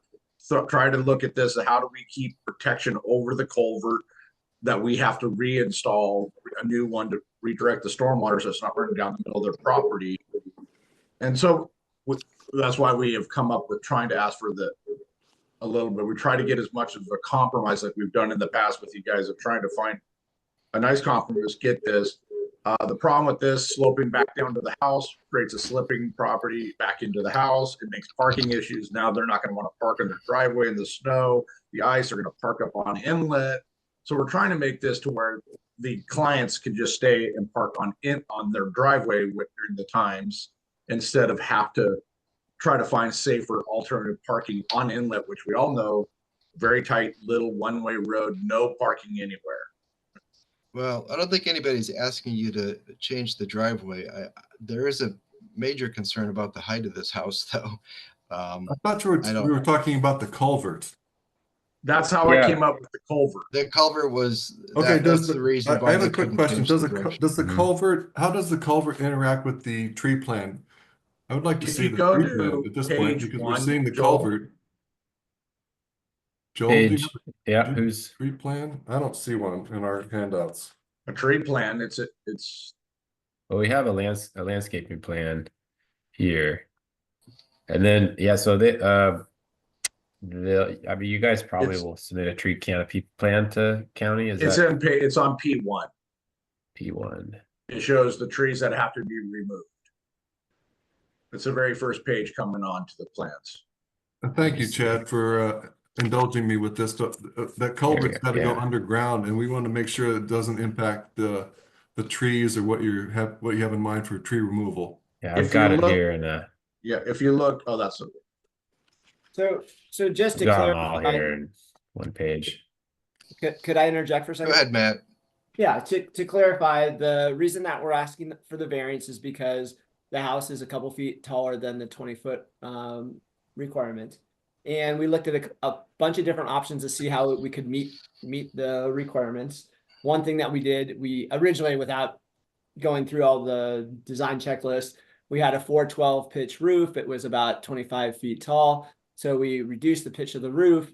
The next thing we would normally look at would be to lower the house itself, because if we lowered it 2.5 feet, then we wouldn't have to ask for the variance. That became impractical for a couple reasons. One, I think that Chad kind of mentioned, was we're trying to make this safe and usable for Scott and his family. And we felt like when they're at wintertime, when it's icy, they're going to have to park on the road, because if you pulled into the driveway with a downslope, you know, that whole thing about you guys don't like the slopey driveways, and we don't either. So by dropping the house to conform to the height restriction, we would now be creating another problem, which would be a driveway that you couldn't use, or that you could potentially slide into the garage. That issue. I'm sorry, Matt. We were trying to get to this culvert issue, and Joel has been patient enough with us to show us that the tree removal plan is in front of us. Yeah, and the second issue then we also looked at it. So even if we could go ahead and drop the house and have a slidey driveway, the second thing we looked at was, well, how would that impact the stormwater and the culvert? And we found that if we lowered the house and therefore we had a driveway that went down toward the house, it would expose that culvert. So those were the two reasons that we came up with, and why we're talking about this, because the culvert then becomes a problematic if we try to lower the house. And right now on the plan we have here, if you look by where my wording, it says 100-foot shoreline setback that the county requires. There's a bunch of riffraff rocks. That is where the culvert is currently discharging into right now, right at the edge of the driveway. Right. And that drops down quite a bit. It's draining right in there. So I have to come back and try to do it at a reasonable part on the property and redirect. You see my dash lines going to the angle. That is the redirected proposed stormwater we got to do to solve Sudden Valley's drainage onto this property. Okay, thank you for that description. Appreciate it. So you can lower the driveway down, but then then you're gonna expose the culvert. Can you lower that culvert down? Is there enough fall to the back of the house where you could drop that culvert down? A little concerned with the amount of rock that's up further up when we did our geology reporting in our critical areas and soil stuff. In the driveway, we started exposing more rock, which means I can't drop the culvert down without chipping out a bunch of rock. So then we'd be going down as low as we can and trying to maintain that about 2 feet of coverage over that culvert so it doesn't get cracked over weight of the concrete cars and everything. So yes, in theory you could lower it, but we found that when we did our exploratory work, we have some restrictions on there that's going to cause us not to be able to lower the culvert as much as we want to be able to do to make us comply with the height as easy as possible, easier. Have you spoken to the neighbor on the other side of the lake as to what they think, if we should offer you a variance for the height for your house at all? Have you had any conversations with them? We have not. One thing that we looked at right now, it's fully treed. And so even granting this variance and constructing this house would be an improvement for them as far as any kind of view toward the lake. But we have not spoken to them. Well, I can personally, I'm disinclined to approve this because of the height variance. But if the committee did want to approve it, I'd go along with that. But I would insist that the neighbors see these plans and sign off on it, because this is a variance and we don't just hand out variances, as you well know. Yeah. We need a really good reason. And the one property that would be affected more than any would be the one that I would like to review this. Which property owner is that? So I don't understand which one. It's right across the street. It's obvious. Yeah. It's right across the street. Yeah. And the one that, yeah, their property is the backyard neighbor. Oh, sorry, right across the street. Yeah. So that'd be 15, would that be 15 Inlet that's right across the street? That's probably it, yeah. Yeah, I'm looking at 10 Inlet. Oh, my goodness. David and Peterson, that's the owner. I think you're talking about 10. Who knows? So again, we're asking for a variance on a big house. I know you mentioned that this is one of those sloped houses and the square footage just kind of comes with the territory. You are kind of pushing the side setback things. I think you're right at 5 on both sides. Is that right? Yep. And again, this is one of those odd, really going to be futurely difficult lots to do because it's only 60 foot wide.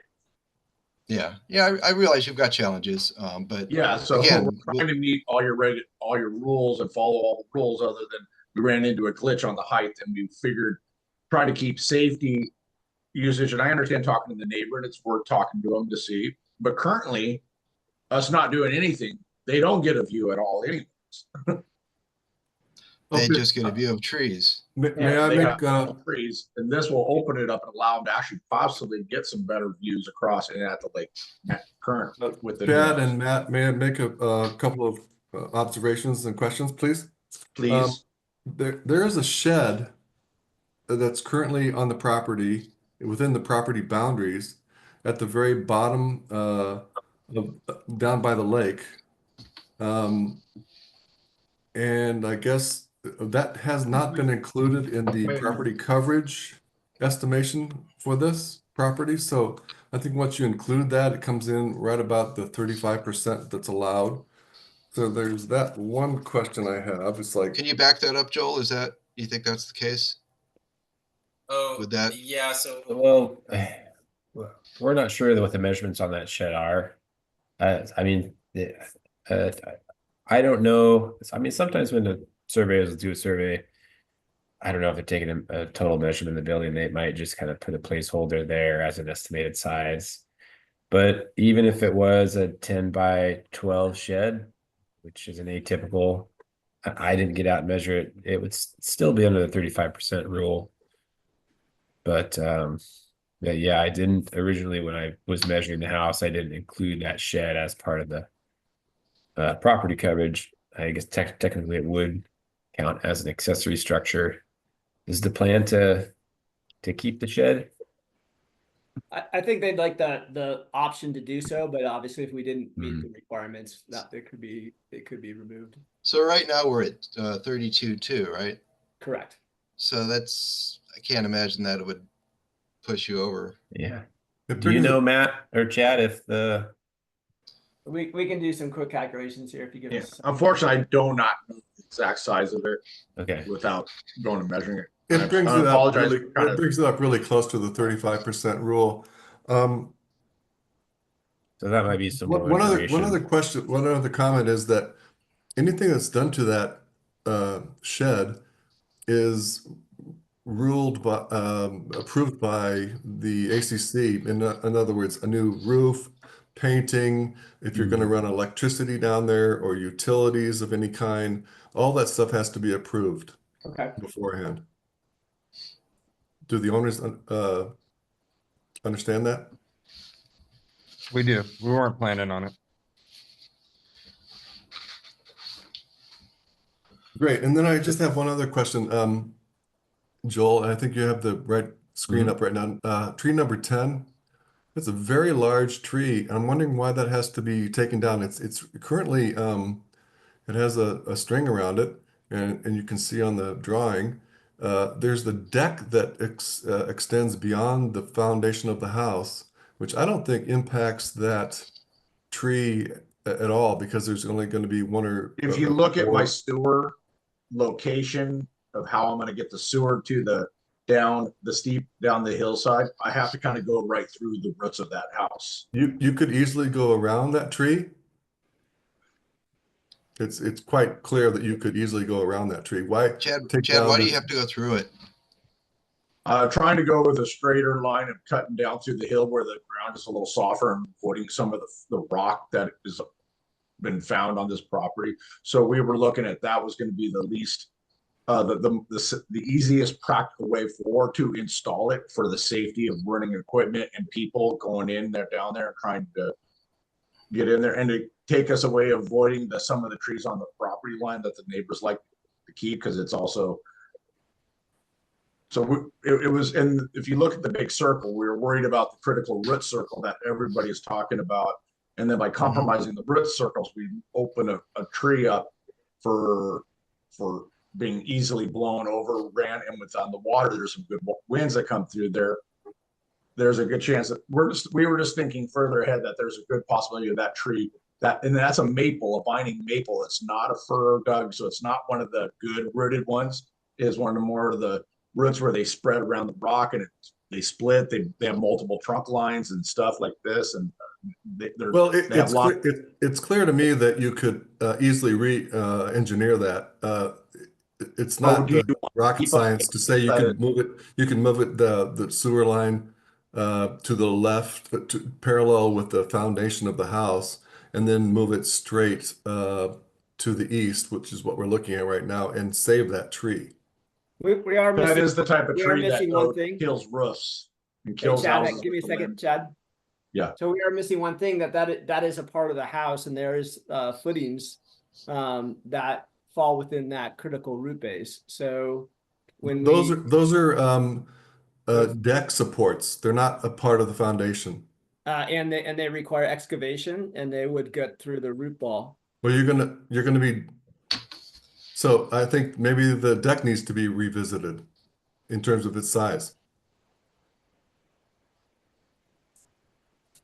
We're in the business of saving the forest here, folks, and interface with builders and so forth. So is that a footing or foundation like the rest of the house, or is that just for the? It will require strip footings to hold the pier pads. Yeah, if you can see that. So from a construction standpoint and the damage of the roots, it's part and parcel. In other words, we still have to excavate that. We'll have to excavate a pit of about 5 by 5 in order to install that pier pad. And so what everyone is concerned about is that when you do that, you want to make sure you don't damage the tree roots, and the tree falls on the house or on the neighbor or whatever. That's assuming that you need to build a deck that's that big.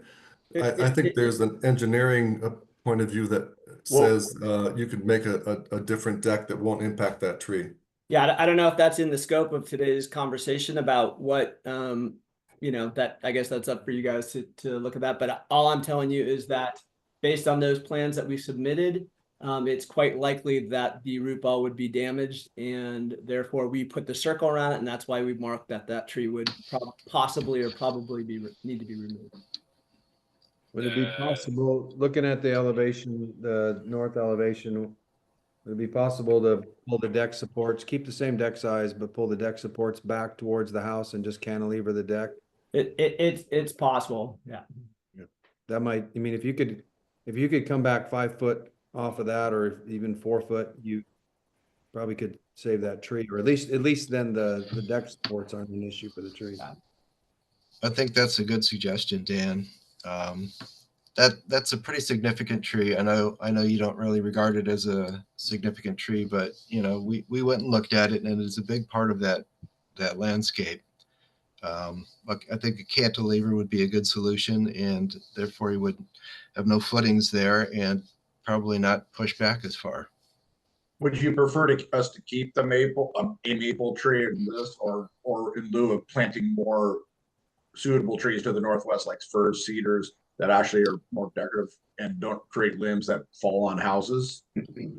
If you, I know it's a maple. all trees have limbs that fall on houses. If you could get an arborist telling you that it was a dangerous tree, I think we'd consider it. But I didn't see it. I'm no arborist, but it looked like a significant tree, and I think John brings up a good point as far as trying to save any significant trees. You're going to cut trees when you plant a house, when you put a house in. We understand that, but if there's a significant tree, we're going to look for ways to maybe avoid it. Maybe it's not avoidable, but we did keep the there 30-inch may be fir. I'm sorry? We did keep the 30-inch fir. That looks good. The one over to the right there. Yeah, that's great. Because we were able to avoid a lot of the issues and stuff of it. That's why. And then on my tree plant, I did plant this, was putting in a significant amount of extra trees on the L1 plan. You'll see that I put in a significant amount of extra trees to recoup the loss. Yeah, I think you had some cedars. Yeah, preferring to put some cedars and firs in because they grow better with the type of soils we're in, and they look better, and they're more of an attractive tree aesthetically. I like cedars. So we were trying to, given the amount of room we have, to put them in place, and it takes it'll take a little while to protect. We were thinking of the issues of taking that significant tree and how would we mitigate by adding more trees. And we would prefer, I have a saying, right tree in the right place, or allow us to remove and put extra trees where they will stay and live and not kill a house. Because we've had a lot of houses in Sutton Valley that where we saved trees in the past have now knocked out houses and have been called, how much would it cost to rebuild my house? And we don't want to see that. I like to point out that this is a house on a 6,000 square foot lot, and the house total living space is 3,400 square feet. I think we're up against one of these things where it's a large house on a small lot. John, you're missing and something. we're asking for 1900 variance. We're asking for variances, being asked for variances, and we're asking for taking large trees down. I think it's unacceptable. So a 1,900 square foot footprint is too big. I think we're talking about when we grant a variance, it has to look like you guys are at least meeting us halfway. And this is a big house. We're not saying you can't put a big house in. I've said it before. I don't mind a big house. Nowhere in the regulations says you can your square footage requirement. The square footage is not a requirement.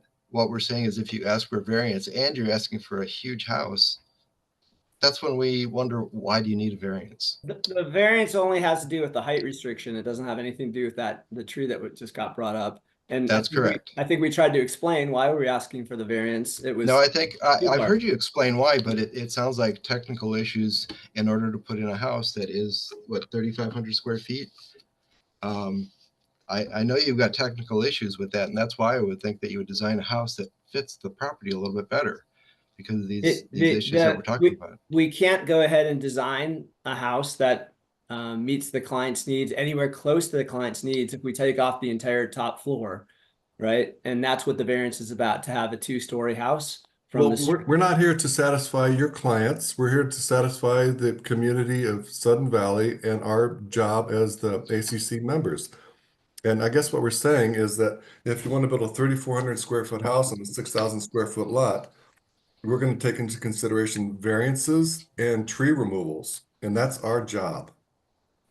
I think I don't have any issue with what you just said, but the point that I'm making is that you're conflating the variance, which is a height restriction, with the size of the house. So any house that we build there, if we want to do that 2-story, we could shrink it massively, but it's the 2-story house that becomes problematic. And if we take off the entire top floor, then we're building a 2,000 square foot house that doesn't meet anybody's needs. Well, So as you can see from our previous discussions, though, Chad and Matt, if we decline this application, then the variance will certainly go away as well. So I think let's deal with one thing at a time. I have a motion. Can I Unless interject, other Daniel? people have Can I interject, please? Yeah, go ahead. Is this Matt? Yeah, this is Matt. So I feel like this house, this design meets every requirement of the architectural review requirements, except for the height restriction. So I think that would be appropriate for the committee to go ahead and give a partial approval. Maybe say, like, for instance, you could say if you can meet the height variance. Matt, you know full well that we don't do partial approvals. So for instance, if we want to see a plan about the big tree in the back not being taken down and how you're going to reduce the footprint on that deck or make it a cantilevered thing, then we want to see those details. And that's the point where we will approve this. But in the, John, I have a meantime, question there's then. no conditional approvals allowed. Then I Go have ahead, a question for Chad. you, John. Chad. If we drop the house to 20 foot and we're meeting the height restriction, then we meet every single ACC architectural rule and regulations. Then there's no reason to deny it, because then we save the tree, we drop the house 2 foot, we meet the rules. Then we meet your rules. Then, but it sounds like you guys are interjecting a little bit of personal opinions, not so much following the rules, other than the variance on the height. We get there's an issue. We're willing to work with it. But I'm seeing a notion on 3 different houses. It's all becoming a personal preference on size of houses, even though all of them meet everything, but maybe a setback issue. And that was because of safety thing or a height thing, because we're trying to mitigate over your guys' drainage ditch into the middle of someone's property, which is a violation of Washington state law to do that. We're trying to help. Chad, these aren't just personal opinions. These are, you're asking for a variance, is that right? And that's to accommodate your guys' stormwater ditch drainage. And this has nothing to do with, as far as we're concerned, the stormwater does not affect the height of the house. There are plenty of houses that have stormwater and houses that are under 20 feet. This is the arguments. I would be in favor of Chad's request. Go ahead, Patrick. No, I would be in favor of the house and the variance on the height, provided the neighbor doesn't have any serious objections to the height. Joe Jean? I'm sorry, Patrick, go ahead.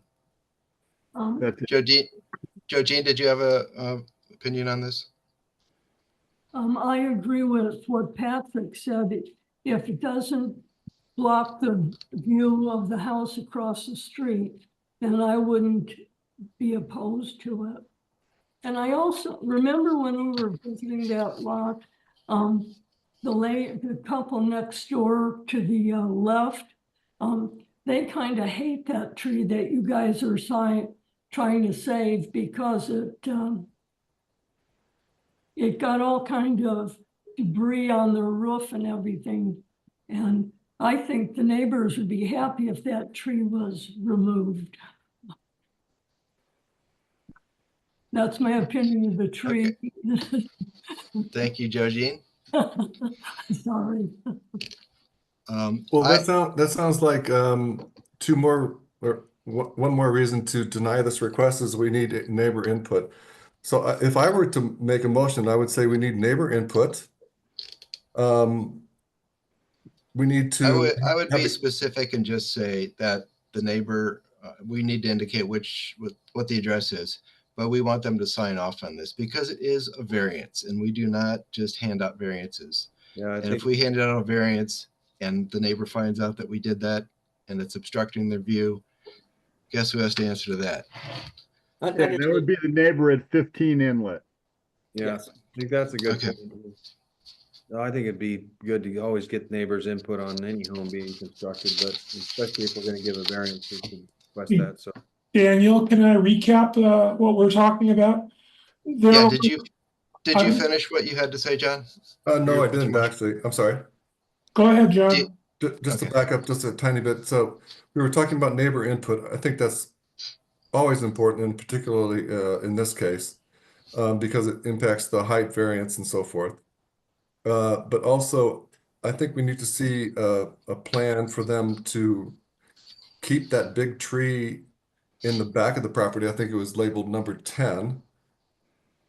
So that, you know, if they have to put in a cantilever or a reduced deck or make the deck longer and wider and not impact that tree, we would like to see that.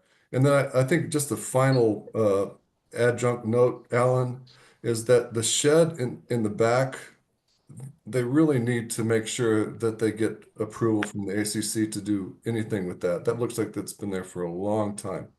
And I'll stop there. Thank you. Is that a motion, John? That was a long motion. So John, let me repeat to you what I heard you say as a motion to deny. And then I have a very short question.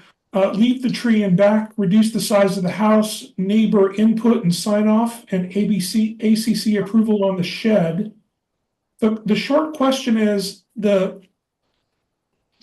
item 6 is the variance, which sounded to me like that's the one you wanted neighbor input and sign off on. Is that correct, or is there a new motion for item 6? I think that should be restricted to item 6, the neighbor's input. That's what I thought. Okay. John, is that right? That sounds fine to me. You didn't say anything about reducing? Did you say something about reducing the size of the house? I didn't hear that.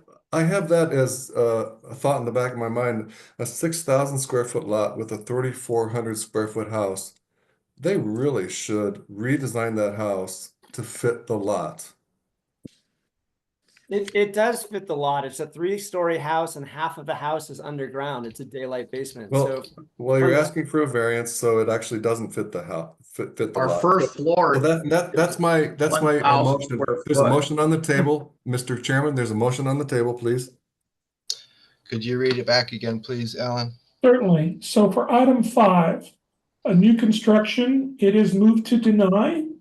The mitigating factors are to come back to it with a plan to leave the tree in the backyard, and must have ACC approval for the shed.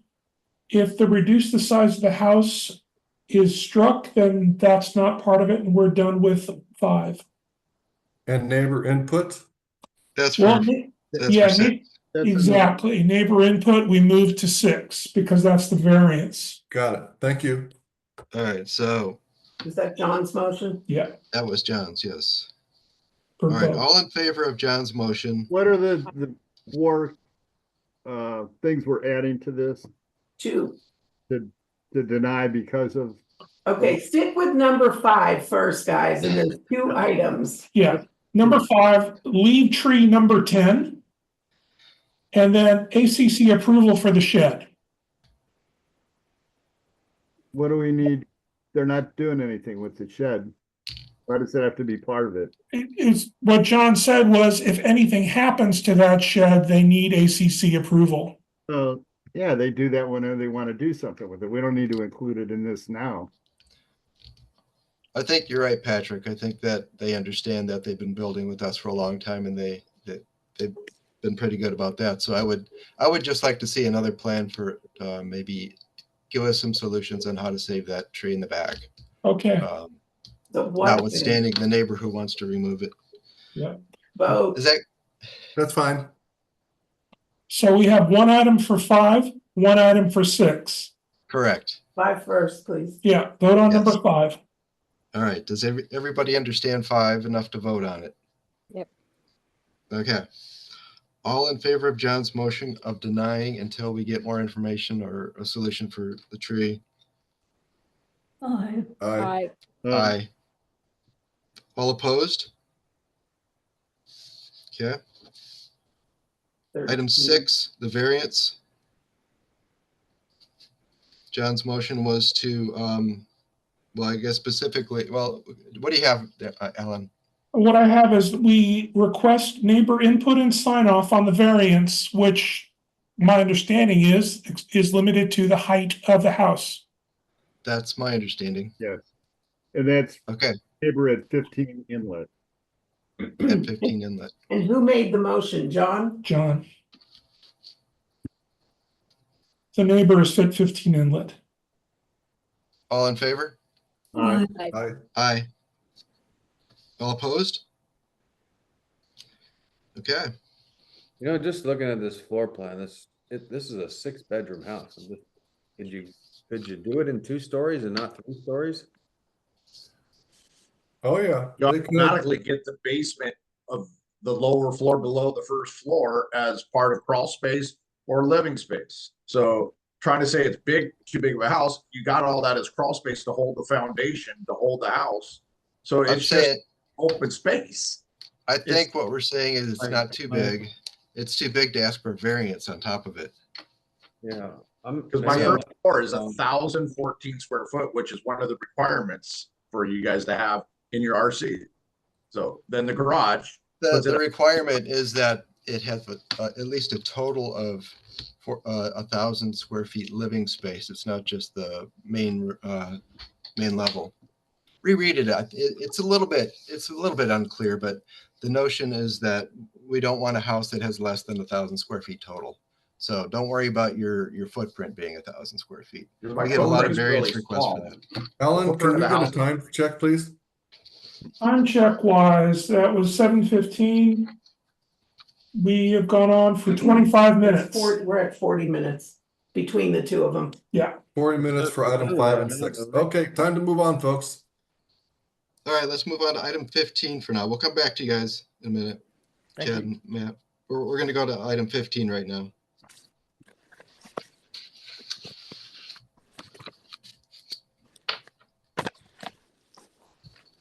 Which will require Joel's help.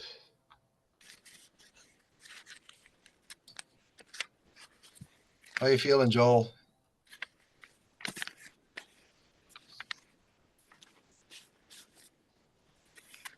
You know, this is only showing up on my screen. Like I just get maybe a quarter of whatever the document is you're showing. Is that right? Should you log out and log back in, Diane and Alan? What? Should Patrick log out and log back in, maybe? I see one page. Is that right? Yeah, on my screen right now, I have one page, the first application page. I don't see anything. And you can see the whole thing. Okay. Diane and Pat and Alan, should We Patrick see log it, back yeah. in? We're fine. Patrick, what view do you have on? Do you see all the people in the meeting? Yeah, the people are on the side. Okay, there might be, it might be one of those if you've done gallery. Do you know how to look at the view? Okay. Upper right? Yep. And then what do I put it on? Standard. Okay. Did that fit? What do you see now, Patrick? Okay, I see the resubmission down to installation of erosion control measures. Well, that's not very much. I don't think so. Item 15, I think we're on, right? Yeah, you can see like the top third of the form. Right. You probably got your screen blown up, you know, it magnified too much. Try to make your screen smaller. Go to like 100%. Okay, I don't see where I do that on the. If you on your mouse, sometimes you can click and then use your scroll on your mouse to make the screen get bigger and smaller. Oh, yeah. You see it? Whoops. Click on the top of the screen and try that. I lost the whole thing. How about logging off and logging back in? You know, the old reboot.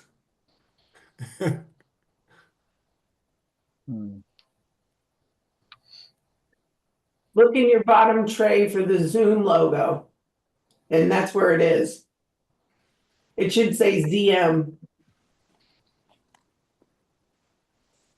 Blue. Do you see it? No, On the very bottom of your screen, you should have a bunch of icons. right. Do you see the ZM? No, on the bottom, I see participants, chat, raise hand, share, show captions, and leave. Okay. Yeah, I know. Log off, dude. Yeah, log off and back on. Yeah, that does wonders. Go ahead and click leave in the lower right-hand corner, Patrick, and then just, He's gone. there he goes. He's Item gone. 15, Mr. Chairman, item 15. Item 15. I guess he'll be with us in a moment. Yes, he will. Okay. What do we got here, Joel? 22 Hillside. This has been seen once before, and then we kind of received revisions late that didn't quite make it onto the official agenda. Now we have a back. There were issues, I think, with the slope of the driveway. So this is not on the, we didn't get this in our packet? Yeah. Item 15, 22 Hillside. Yeah. Tell me where it is. 10. Hey, you guys, the summary of the minutes or the reason why I was denied before is on the very last page. 16. Page 16 of 16 in a little box. Yeah. Oh, sorry, my screen share was. There you go. Yeah, so provide details for changing the driveway, so.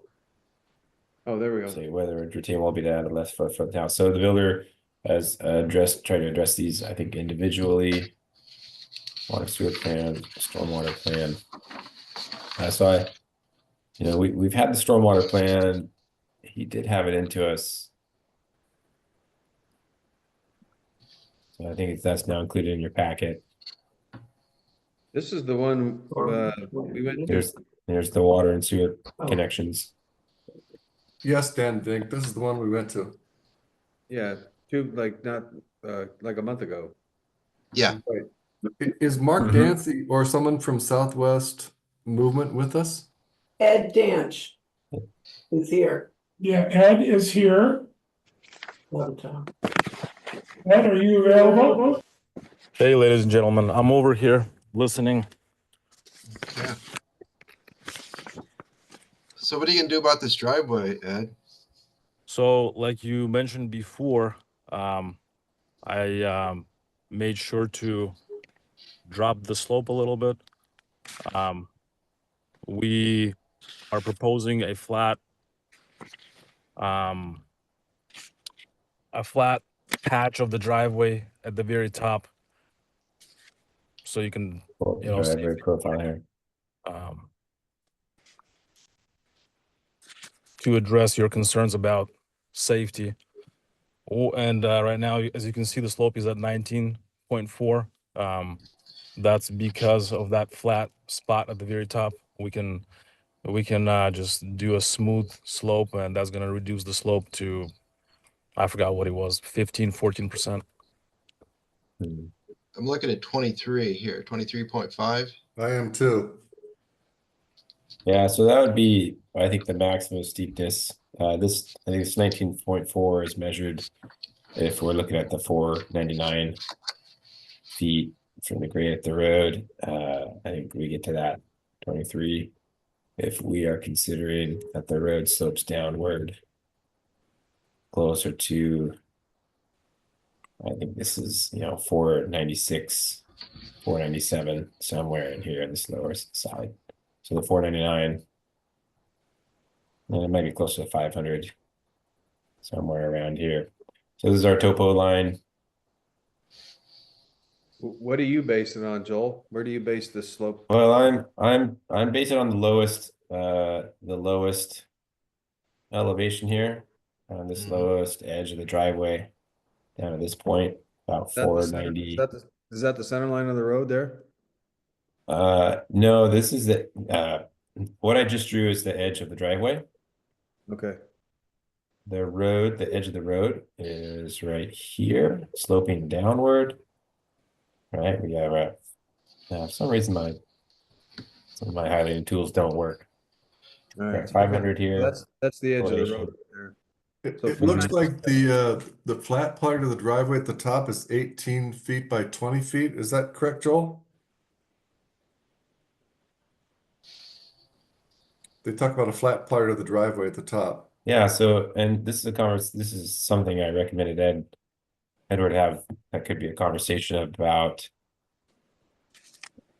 with the ACC is that right now he's got this flat proposed top section of the driveway here.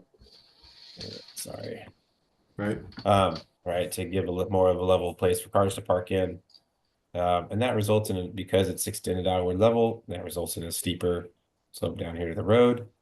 But it could be negotiated that this flat area could be reduced so that there's, you know, as much of almost a straight line from the road to the garage here. And that would reduce the overall slope, but you lose the benefit of a flat top section there. And Does that make sense? that top section is, it looks like it's about 18 by 20. We can measure it here. Yeah, that's what I saw in the other drawing. Yeah, that's what I wanted to confirm. Thank you, Patrick.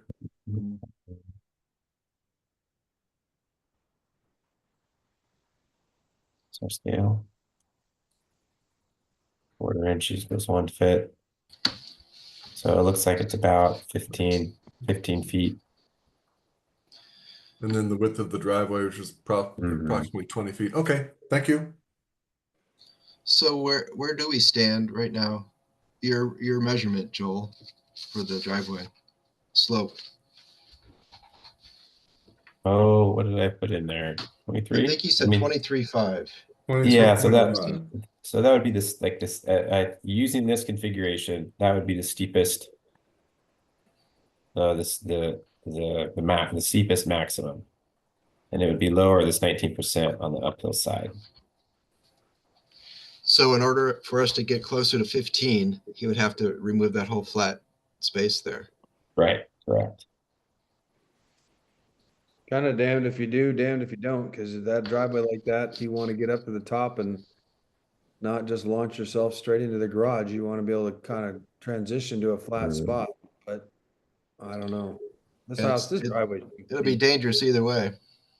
This driveway. I think you're better off with a flat spot. I know, like myself trying to bring my motorcycle into the garage and you have a little thing, it's you know, you kind of have to give it more gas going up there. It'd be nicer to have that flat spot. I agree, but 23.5 is way too steep.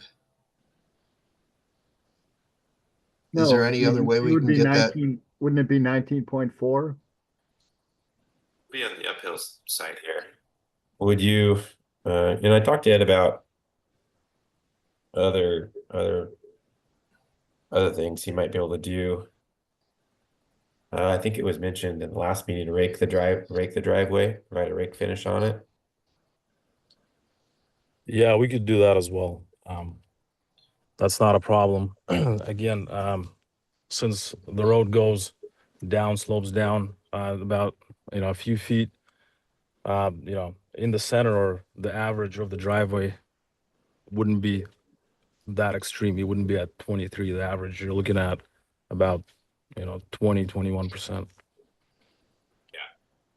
Yeah, that's probably about right. Yeah, when I'm putting that 23, that's at the far edge of the driveway, and that's as steep as it would be. That's a steep driveway. Yeah, I mean, I think it technically complies with the requirements based on 2024. I mean, if this application comes in 20 days later, it doesn't even come close to meeting the new driveway requirements. This Dan, you know, but just remember why we changed that, because it's dangerous, and it doesn't matter what year it is. Yeah, I think it's a dangerous driveway. I think it's too steep. I mean, this is another one where you're going to end up with cars parked on the road or in the ditch because they're not going to want to go up and down the driveway. It's just, you know, nobody's going to want to go up and down a driveway like that. This is one of those lots that shouldn't have been built on. Yeah, but when you have that 20-foot level part at the top, that'll give you the parking there plus the garage. Yeah, but Patrick, we run into people all the time. Like, I don't, it doesn't matter how much parking they have. They just say the driveway's too steep. I got to park down below. I can't go up and down. And when it rains or it snows or anything like that. So, I mean, you might get somebody that's, a little more adventurous that'll go up and down that driveway on a regular basis. But, anybody that's got any sort of trepidation about driving, they're not going to want to back down that steep driveway. That's just, I know what it's like to try to back down my driveway. And I'm pretty confident when I'm behind the wheel. Would you guys like for that flat spot to disappear and for the slope to be, not as steep? Is that what you guys are asking for? I don't know. In my opinion, if you're going to have a steep driveway, I'd rather have a few degrees steeper and a flatter spot at the top. But I just don't think you should build on this lot. But I mean, I agree with, I think everybody agrees that we'd like to see that flat spot on the top there, but still at the end of the day, so 23 is going to be, it's a dangerous driveway, and we're trying to keep this area safe. It's kind of a treacherous road too, so people driving by there aren't going to expect a car to slide in front of them. That's what we're not trying to make this tough on you, on the builders. Gentlemen, I mean, I'm a member of this community as well, and I've been through this with you before, where you said the driveway is too steep. I had to go back to the architect to redraw. It cost me about $2,000 to redraw this, and I'm back over here, and we're kind of at the same spot. I'm just not understanding what exactly is required of me. You asked for. Well, you would think that you would learn from our earlier conversations. This isn't something we just invented. There's a serious reason why we're changing the numbers on these slopes. I understand, and I did make a change, and I even included that flat spot at the very top because Dan mentioned that people don't want to park in their driveway, and so that's exactly why we added that flat spot. And now you're saying that it's unsafe again when clearly I put in some effort and did the changes you asked appreciate for. your effort, but at the end of the day, it's a dangerous driveway. I mean, look at we're actually pretty lenient here in Sudden Valley. If you look at what other HOAs approve, we're not trying to make this cumbersome for you at all. And we understand the effort, and there are some real challenges in Sudden Valley.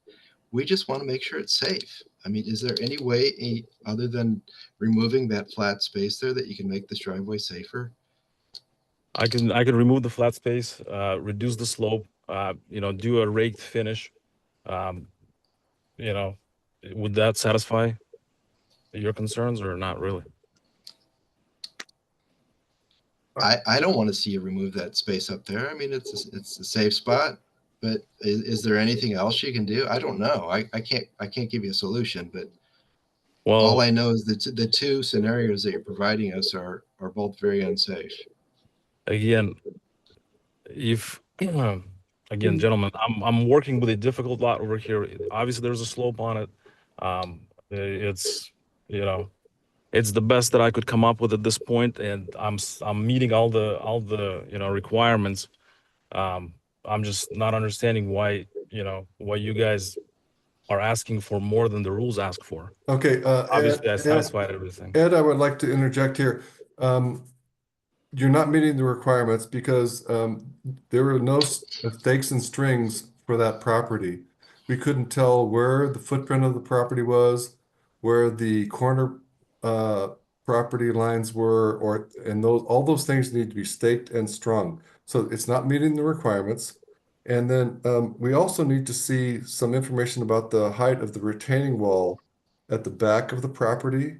And then I think it's a great idea for you to do the best effort on coming up with a solution to the flat spot at the top of the driveway and the slope of the driveway. So you need to, first of all, stake and string that property because this is not going forward without that. We did make the effort to go out there, and we did see some things were staked, but we went out there and it was starting to get dark. We couldn't see the property lines. We couldn't see clearly where the house was going to go. Nothing was staked and strung. It was staked out, guys, and you guys never mentioned this before. There were no strings out there, Ed. There were no strings. There were some stakes in random places, and we're not going to approve that. So I have a motion on this item. Ed, just so you know, we go and look at these properties. We're not just looking at the drawings. We go and look and see if they're appropriate. We saw how dangerous the road is, and that's why we need to see very specific lines where the property lines are and where the house is, where the porches are, everything. Can't you lower the house to make the slope less? You know, we had another property do that where they dug it in deeper into the ground, so the slope was less. I could probably do that, but this property is basically a giant rock, and every inch is just a pain and expensive, and with the watershed, it's difficult. I'm just fighting this lot over here, and just hoping. And that's probably a reason why this house hasn't been built yet. And that's a creative idea that, we need some creative ideas to make this a safe property. I think Patrick's suggestion may be something you need to look at. It may not be economically feasible, but I'm sure there are a lot of reasons why a lot of people passed on building on this property. It's difficult, but we need to get creative. I understand. I got a question for you. So, Go ahead. So this is my second time at this meeting, and previously you gave me a list of requirements, which I satisfied. I had satisfied every requirement on your list, and now you're saying, hey, you actually didn't do this either. I'm just wondering, how come it wasn't mentioned last time? I'm over here, basically hearing new things when we asked you to provide details for the change in the driveway slope, and you did. But just because we have details doesn't mean they're the right details. Just because you satisfy all these requirements here doesn't mean that you automatically get an approval. We're looking at this as an iterative process. We're trying to get to the place where your house looks nice, it's safe, and it works for you. We want to compromise with you. This is still a dangerous driveway. And Dan, what's required of all of these submissions is that the property is properly staked and strung, and your property is not. So it's a hard stop for us. I understand. We cannot approve this going forward without the property being properly staked and strung, corner to corner, and the footprint of the house. I have a proposal, a motion for this one because we are running out of time. Can I ask a quick question? Go ahead, Dan. What's the setback on the back side of the house? Like the property setback? Is it right at the 20 line? Are you suggesting he might push the house back a little bit? Yeah, I'm just wondering if, I don't remember what was behind there, but if you could, I'd be more inclined to give a few feet on the setback if it meant reducing the driveway. That's what variances are for. But if you do that, doesn't that increase the slope of the drive? No, it actually would reduce it because you're back in the hill further. This is measuring about 10 feet, 9 feet, 10 inches. And what's the requirement? 5 foot? 5. Yeah. Just an idea for the builder that if moving it back closer to the back, and even if it needed a slight variance, I don't recall that there being any. Well, as you can see, there's a concrete retaining wall at the back of that property, and that's another item on the denial list is we need dimensions for that, height, width, and length. John, details. Unless anybody else has any comments, John, would you make a motion? Motion to do not. I've actually got it, if I can repeat it back for John. Okay, go ahead. Item 15, application for new construction, 22 Hillside Place. Please do, Alan. Thank you. I have a motion to deny because we need stake and string for plot and house corners, more information on the retaining wall, height, width, and length, and resolving the driveway grade situation. I agree. Sounds Good. good. All in favor? Aye. Aye. So opposed? The property right directly behind it is Sudden Valley open space. So wouldn't be the worst thing in the world to encroach on that. Something to think about, Ed. Would you allow me to push that retaining wall back a little bit if I push the house back? we would consider it. I mean, we'd have to look at your solution. It would need it would need a variance. It would if you're require gonna a build variance, but I something in think Sunny Valley property. we'd be open to reviewing that. I think you'd have a hard time getting it approved to build a retaining wall on Sun Valley property. I'd say that. I agree. But you could probably put it right up to the property line. Right, yeah. Foot or two. Yeah, that's what I'm thinking is if, the variance is pushing the retaining wall back closer to the property line, the house back closer to the property line, if that brings the driveway down to 15-12%, that sounds a lot better to me. Wouldn't get approved under the new approach, but I mean, with this property, what exactly, what slope are you guys looking for? What should I be aiming for? Obviously, the rules say you can review the requirements. We need to move on. Yeah, it says 25%. Please ask questions. Email Joel. We need to move on. We have a lot of work to do still, and it's 7:40 right now. Mr. Chairman. Right, so Ed, are you here for 16 also? I am, yes. Okay, we're on 16 then.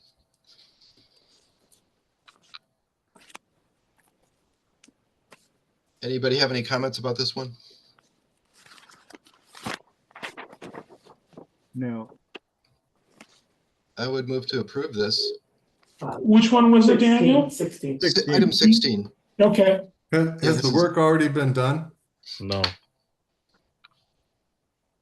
You have Daniel, you are motioning to approve? Yes. All in favor?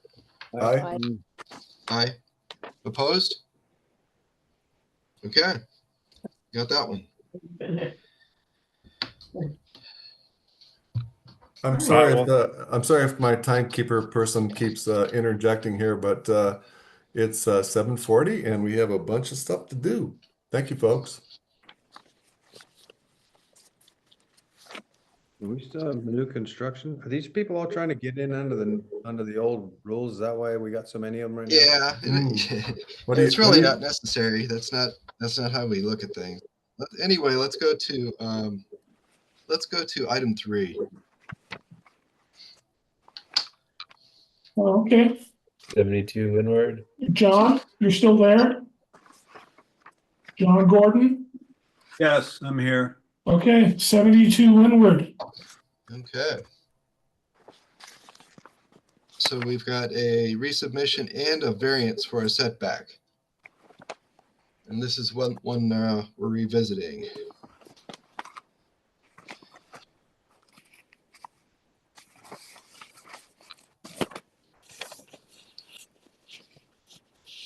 Let's see. All right. Do we have notes on from the last?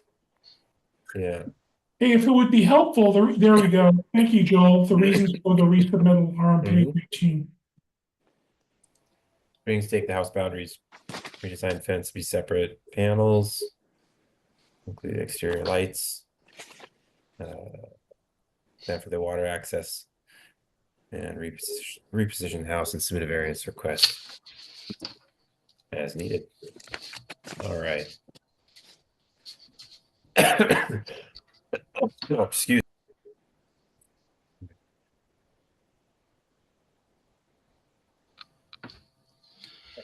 So we have some notes from John. They changed the fence to the privacy screen. He has stated that the plan is to install 3 8-inch long panels, right? No more than 6 feet in height, 3 feet of separation between them with a shrubbery between. Exterior lights have been added. Water line's been adjusted, but the builder went out there and noticed there wasn't a water meter at that corner. So he expects that Lake Wacom Water Sewer District will come and install a meter wherever it's convenient. So it sounds like that tree at that back corner of the house is no longer an issue. And then I have a question regarding the fence. Is that on the Sudden Valley side or on the North Point Drive side? Good question. On the Yeah, the back of the house there, along the. On the left side or the right side, basically? I think it was between the neighbors, right? Show The you where left, it is the here. neighbor on the left on North Point? Yeah.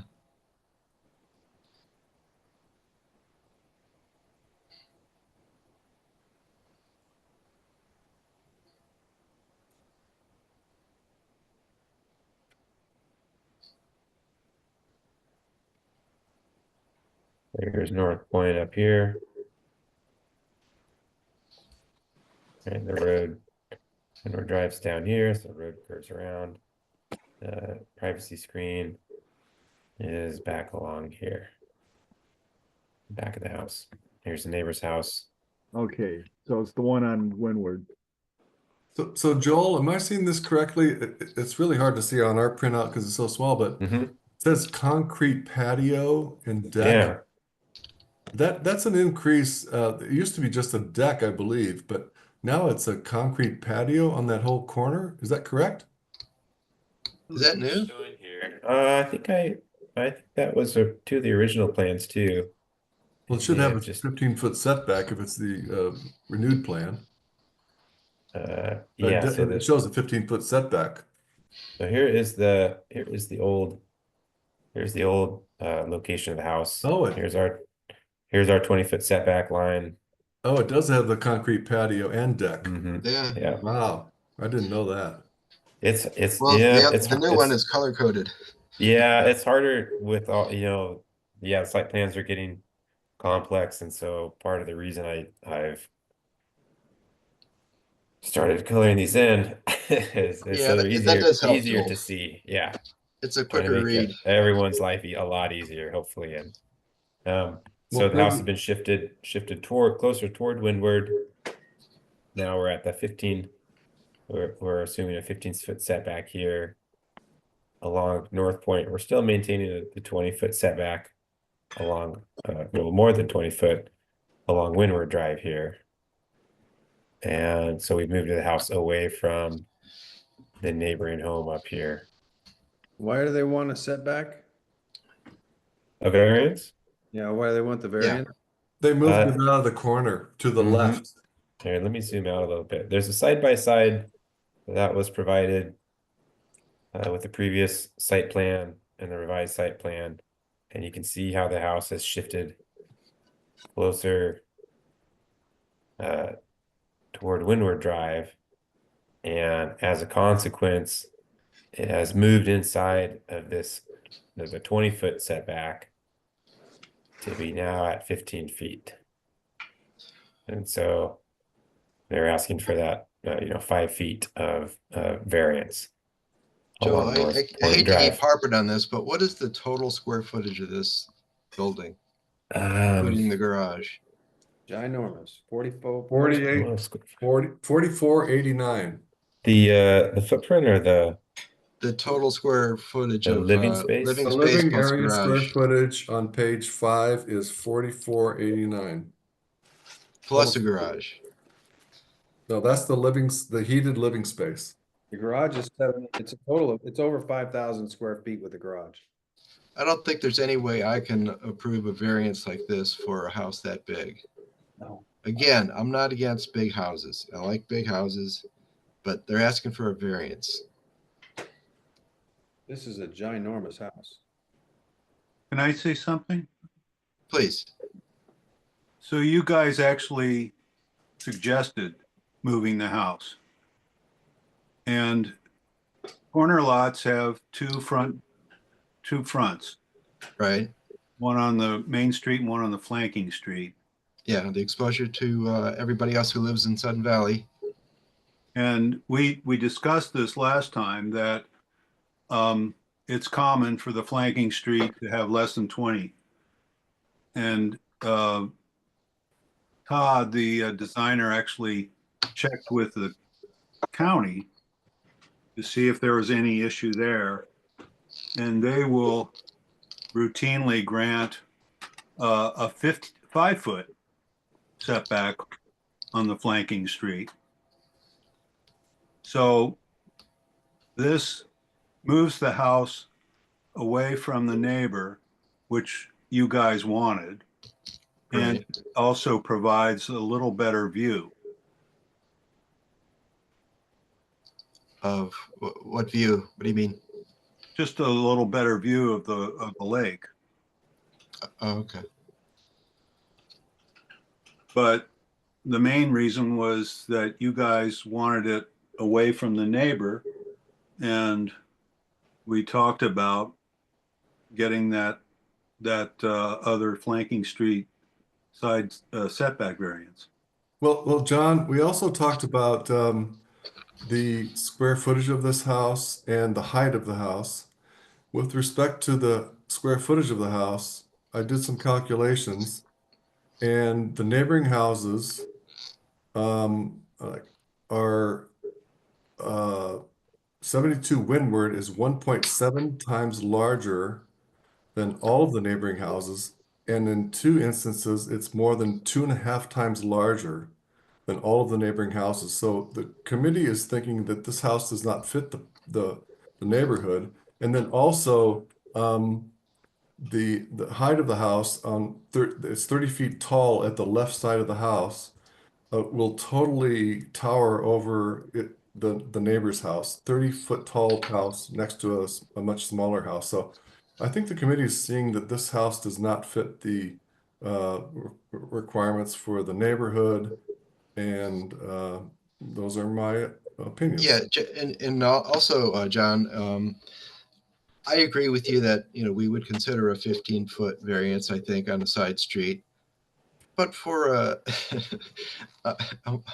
probably a more modest house, this is a very imposing house to be asking for a variance on that setback.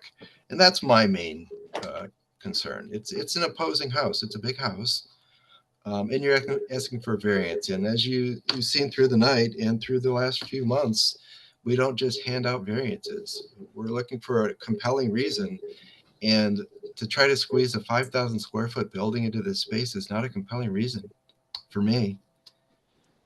Can you Any other revisit comments? the comments from last time? I'm sorry? Can you revisit the comments from last time? Well, Do you we're have something? having a conversation about this now, so let's deal with the issues. John, like as far as moving the house, as we talked about, we probably shouldn't make suggestions as to how you can address our issues. The issue was the size of the house and how close it was to the neighboring houses. Perhaps we would have considered this variance. I don't know. It was just one thing we threw out there. I know there was some effort that you went through to make this application and make the changes. And for the most part, I'm okay with it. But to ask for a variance for this size of a property is asking a little too much, in my opinion. Yeah, to help illustrate the amount that you need in the setback, because the 20-foot setback line isn't on the new site plan here. So if this is 15 and we add 5 more feet, and it's a poorly drawn red line here, just these 2 corners of the house would be, and some of the patio would be in that sitting within that 20-foot setback. Yeah, and as you have it drawn in this plan view, it doesn't look that bad. But why don't you put up the elevation view and see what the facade will be that's in that 15-foot setback? In fairness, and I agree 100% with the comments that this is a very, very large house on this lot, not just square footage, but tall. I really live in the neighborhood. We did request that they reposition the house on the property to move it out of the back corner and then submit a variance request if the repositioning falls within the required step back. So I think they've done that. So in fairness to the applicant, they've done what was at least in the notes, but that wasn't a conditional approval of a variance. It was just correct. Let's move it away from the neighbor. It's too big to be that close to the neighbor. And if it doesn't fit, then we can look at a variance. Doesn't mean we have to approve it. And I think what I'm hearing you guys say is that it's because the house is so big, it's really tough to approve a variance for this also. So shrink the size of the house down. I mean, it's got a pretty good size family room, and I don't know, whatever this giant great room is, and master bedroom is pretty big. I mean, wouldn't be that tough to shrink that front end of it down a little bit and get it within the setbacks. Let me ask you a question.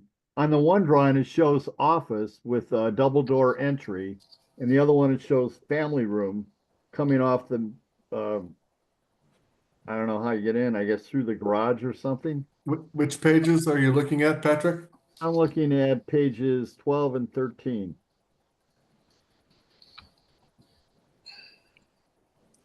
12 shows an office with double doors, and it doesn't look like it has access to the main part of the house. It looks like it's a wall. Looks like an entryway here. Yeah, it's an entryway, and then there's an office, separate entrance into the office off the entryway. Yeah, but the office doesn't go into the main part of the house. What's the office for? Because we had someone else where they were trying to put an office for, for their business in doing. I forget what it is. Remember that? Yeah, there hasn't been any intent here that an office is going to be used for a personal at-home business like that. I think I know which one you're talking about. Yeah, was it going to be a masseuse or something, or something? They're going to have people coming in and out. Yeah, I remember that one. No, this one is just it's just a room labeled an office. Well, why is there no access to the rest of the house? It looks like a solid wall there. Yeah, you got to go back out over here. You got to go back out of the office and then into the hallway to get in. And they got a fireplace in the great room there. But that's a good point, Patrick. And what about page 13 you mentioned? Patrick? Pardon? That is page 13. Page 13, you said? Yeah, 13, they changed a little bit, and it shows it as a family room. Isn't that upstairs? This is the upper That is floor. the upper floor, yes. Oh, okay.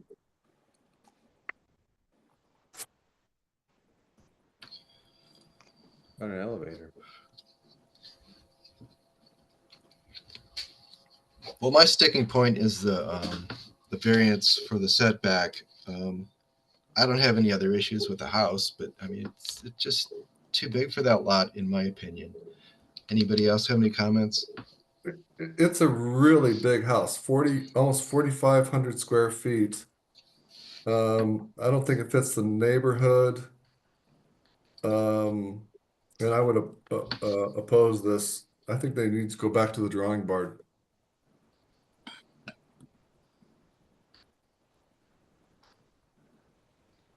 Yeah, I would tend to agree. I don't know that necessarily. So, John, is that a motion you're putting forward to deny? And are there any conditions associated with that? Yeah. I would just add also that it's a 30-foot high house and it's pushed right up against the setback.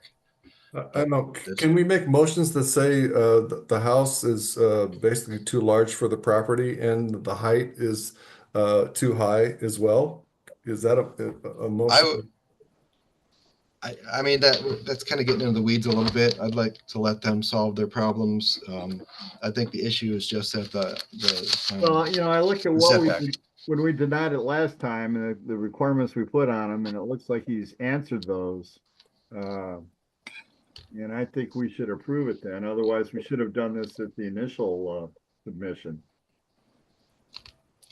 We didn't see the drawings with the setback. We didn't know exactly what it was going to be, and that's how I'm judging it. Well, it's an iterative process. We don't always know or think we know what's appropriate at the time, and then we learn new information and we adjust it.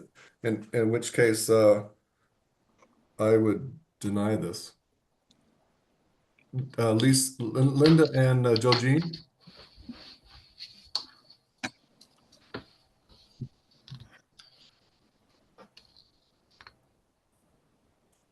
Yeah, I'm sympathetic to the fact that we could have probably given a little more clarity on the first denial and what our temperature was on the setback issue. But like John said, it's an iterative process.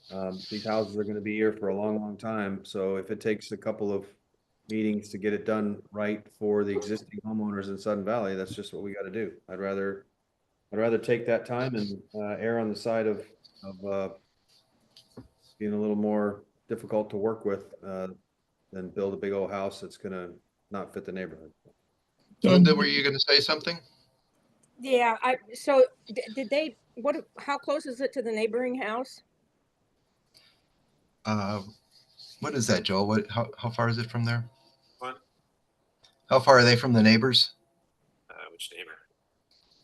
I think it's on the one side where we said, no, on the other side. Well, both neighbors, yeah, there's Yeah, 19. so this neighbor is 19, almost 20.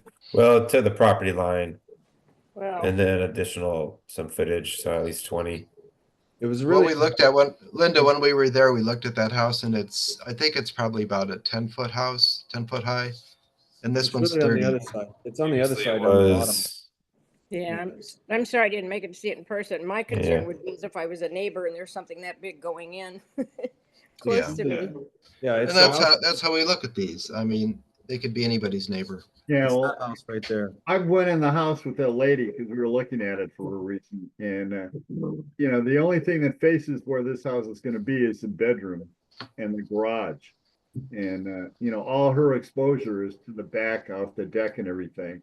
And it faces toward the lake. Well, I also have to point out that view. off that deck, Patrick, in the plans, there is a masonry fireplace. So this looks like a place where there are gonna be people out there hanging out, having a little party or dinner party or whatever. So there's Well, it that. sounds like this won't be a unanimous vote. So, Daniel, what I've got is we can go one of two directions. We can deny it as submitted, which is the generic denial, or we can deny it that says house too large, too high. But I think we wanted to go away from that. Who made them? Well, let's back up a little bit. We've got item 4 is actually the setback issue. Correct. And as far as I'm concerned, that's my only issue. Could you clarify your motion, John, to separate those? Well, as before, a new construction precedes a variance submission. So I think if we deny a new construction on item 3, it would also mean that we're going to deny item 4. Right. Okay, but what would you have for item 3? So item then, 3, Alan? I would like to see Alan's second take at this, that the house is too large. And what were the details of that, Alan, please? Yeah, house too large, roof too high. I would go with that motion, that it's denied based on those two things, and the builder can do what they wish in terms of rectifying that. I think that's very clear. It gives them a good path forward. That's my motion. All in favor? Aye. Aye. All opposed? I oppose. Patrick? Patrick, which one are you opposing? 3 or 4? Both. Both, But okay. I thought we're voting on 3 right now. Yes. We Okay. were. Four's a little cleaner. Yeah, 4 is just a motion to deny the variance. that sounds like your motion. All in favor? Aye. Aye. And Patrick is opposed? Yes. Okay. Dan made the second one. It's 8 o'clock, folks. A 5-minute break, please. Okay. See you at 8:08. When we get back, why don't we do some of the ones that aren't new construction, but at least That's a great idea. Something easy. some of that people. You We mean still the have builders here, guys. Yeah. Yeah.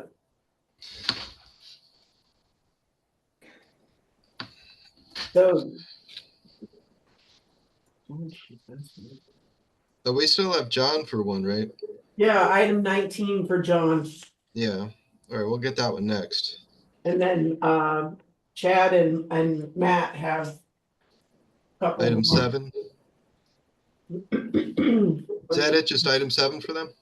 Where's the circles? Here, I'm sorry, we're learning to work together. Alan and I, so they have item 7, that's the only one that they have. Okay. So John has 19 and they have 7. And then there are 4 more after that. Yeah. Is that what you have, Daniel? Yeah. Yeah. 8, 10, 18, and 20. Oh, and 22, so there's 5. Which one are we taking up next? We're gonna do John next, item 19. Can I provide a comment? Yes, please. Not everyone's here. I don't know what to tell a builder on this last motion. It's too vague. And, you know, we met the requirements from last time, so it's really frustrating. John, let's wait till John Gingrich gets back because he was sort of the architect of the motion. Could I just ask a side question? What are the rules and regulations for leaving a car or truck parked on the side of the road in front of a house because it's too icy to get up the driveway? I mean, is there a limit to how long something can be parked and not moved? Let's ask Alan. What was the question? I thought we were on break. Oh, sorry. It's a personal question she asked. Well, I thought it'd be a good time to ask since we were on break. Within the HOA guidelines, there's language in there that talks about parking a car in an undesignated parking area, and it's like it's a certain period of time. It's pretty brief. Okay. Thanks. I'll look it up. Yeah, that's one of the things no, we're on break, so we can just chat. But okay, I'd like to see the HOA take that up because there's more and more people that are just, especially when people are starting to rent out houses. Like, yeah, I got some people down below us that they must have got some new people living in there because they're just parking all over hell and back. And there's got to be some structure to that. If it's a designated parking area, but they're parking off on the side of the road, on the ditches and everything. So, Alan, can we just call you and have you look into that, or how does that work? Absolutely. I'm happy to front any of those requests, but the one call does it all is contact security. Oh, yeah. Good luck. I've done that before. Yeah, point them in the right direction. They're well versed with many of the violations, and they can provide not only advice, counsel, but also document and record the infraction, and then we do our investigation and reporting. Okay. There was a guy that was parking a big construction truck by the mailboxes to the point where it was a safety hazard because there was kids that would walk back and forth there and it was blocking the road. And I called security at least 5 times on that thing and nothing ever happened. He was there for months and months. Was that before Alan's tenure? Yeah. There you go. You got Alan now. We got the hitman, Alan. All your problems are over. The enforcer. No, that's John.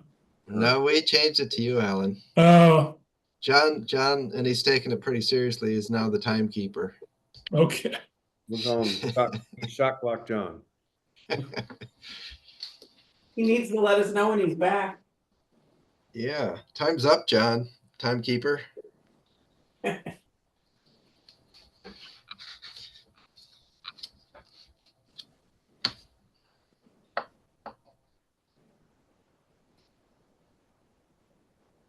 Timekeeper is late.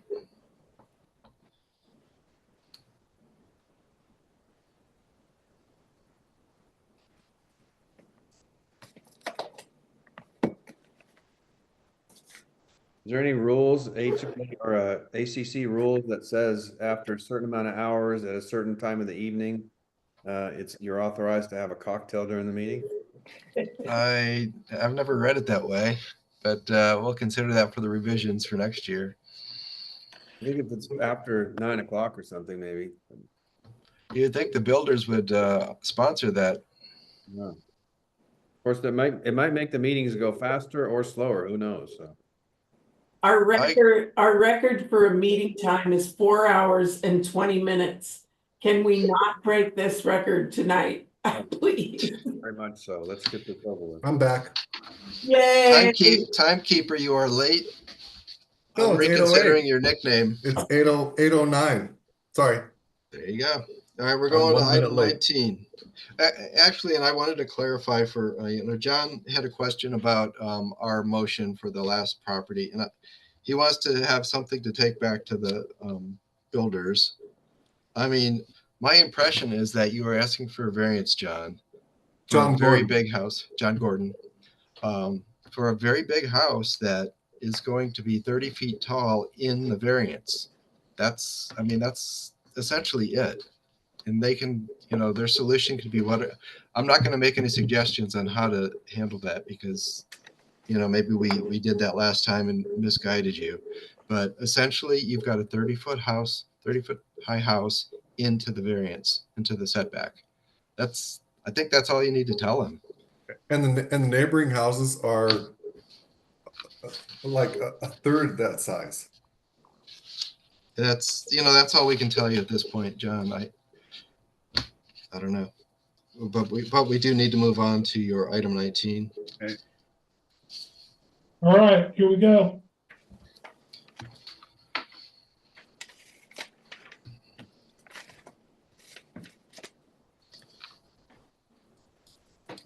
Did Joel come back?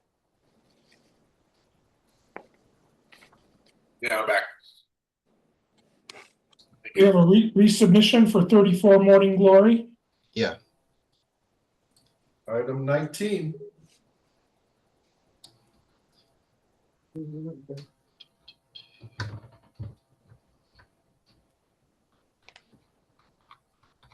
John's here for this one. John, this one too. Oh. So this is resubmission. Let's see, let's check the minutes on this. String and stake the house boundaries. String the lot corners. Submit an exterior lighting plan. Leading light to the decks and patios and an updated tree plan. So we do have lights. Where are they?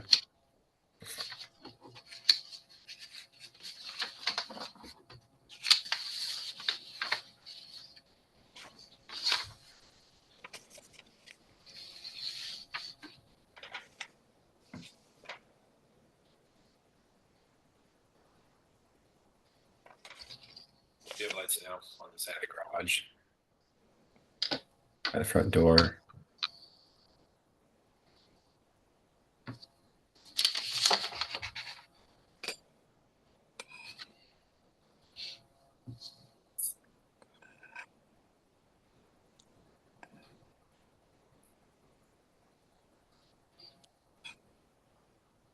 Did we look at this one Tuesday? Yes, we did. We did. I think this was one that wasn't really strung up well. Is that right? No, this one was okay. Was it? Uh, I believe so. And then the only other thing was the tree canopy plan, and I think John, it says because when they did the survey way back when, the trees are not on this survey. And not way back when. Let's see, when was the survey done? 2020. December 22nd, 2020. Right, so obviously trees get bigger as they grow up. Surveyors generally won't mark a tree on a survey if it's really small. So the trees have since probably grown. Therefore, they're not reflected on here. But I think he said that they should have all been ribboned on site and be clear which ones do need to come out.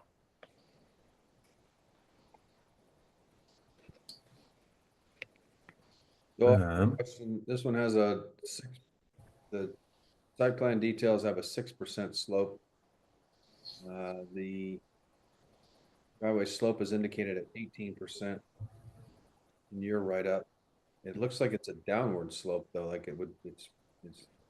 So Dan's referring to page 4 where it says a 6% driveway slope, and then on page 2 it says an 18% driveway slope. Which one is the right one, more or less? So we've got over here, it says 6 degree slope. And then But it's coming down, off the road into the driveway, not up, right? Right. Right.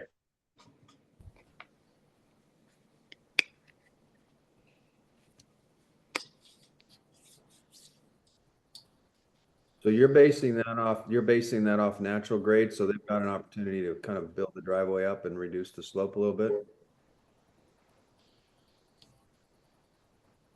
No, so 60. Sorry, I got in here. They're listing the driveway grade 6 degree slope. I'm measuring it here though. I've measured it here at 10 degrees, 10.24 degrees. Maybe their 6 degree slope is that based on the dash line? I think they're looking at that dash line. Maybe we could measure it. Todd commonly gets confused between degree and percent. So it's best just to kind of measure it.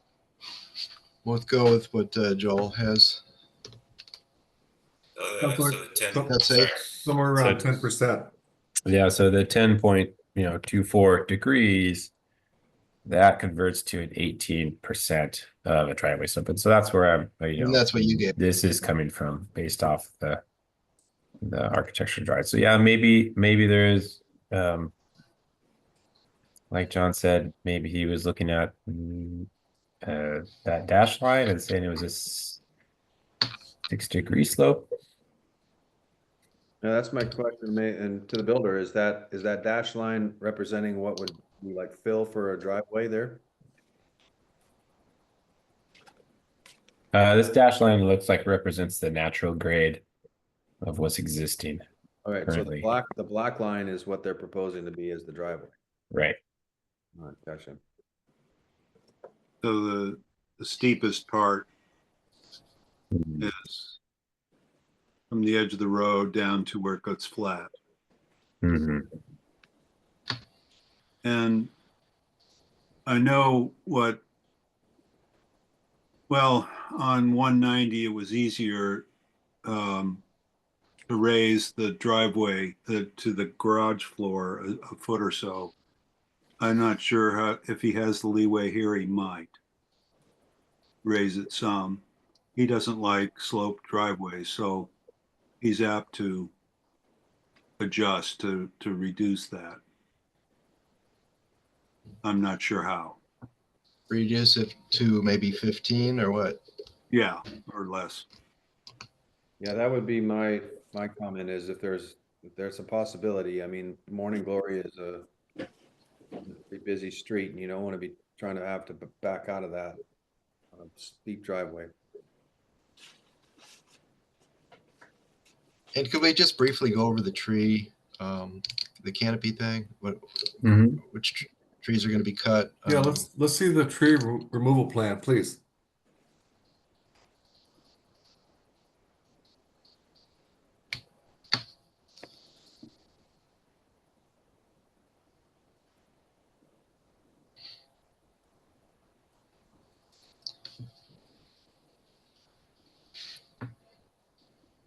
So we got 2 trees here. This is the same canopy plan that was shown in the first one.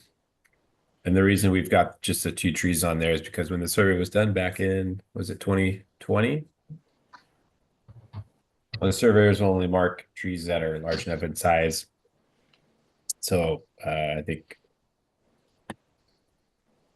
John's reasoning was probably because when the survey was done 4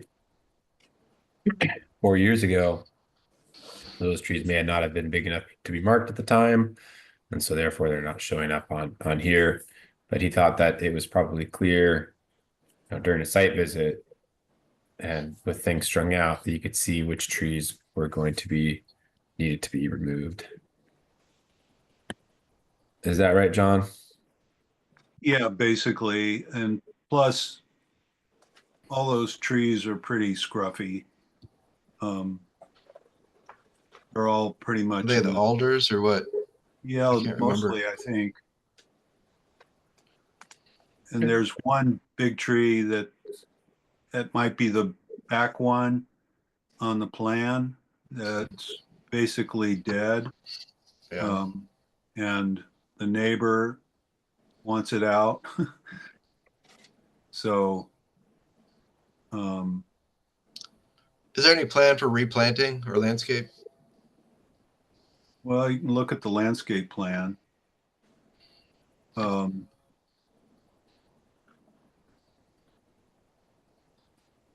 Not a lot of replanting there. Hey, Joel? Yeah. Do we have a like a 3D rendering of the house, what it actually looks like, more or less? Do. I can see the floor plans and stuff. We've got but- elevation on page 7. Some designers do that. But not this one. Okay. Right. Thank you. I'm aware. Well, looks like it's a 2-floor house. Is that correct? With a crawl space, what have you? So, right, there's the lower floor. A 6,400 square foot lot. The living space is 2,300. The driveway slope is 6%. This is all from Appendix J, page 4. We're going with the 18. Joel's number. 10%, I think you said. But yeah, somewhere between 6 and 18%. And the colors look good, and the lighting sample looks good. And there are no setbacks, issues, or variances, or retaining walls or fences.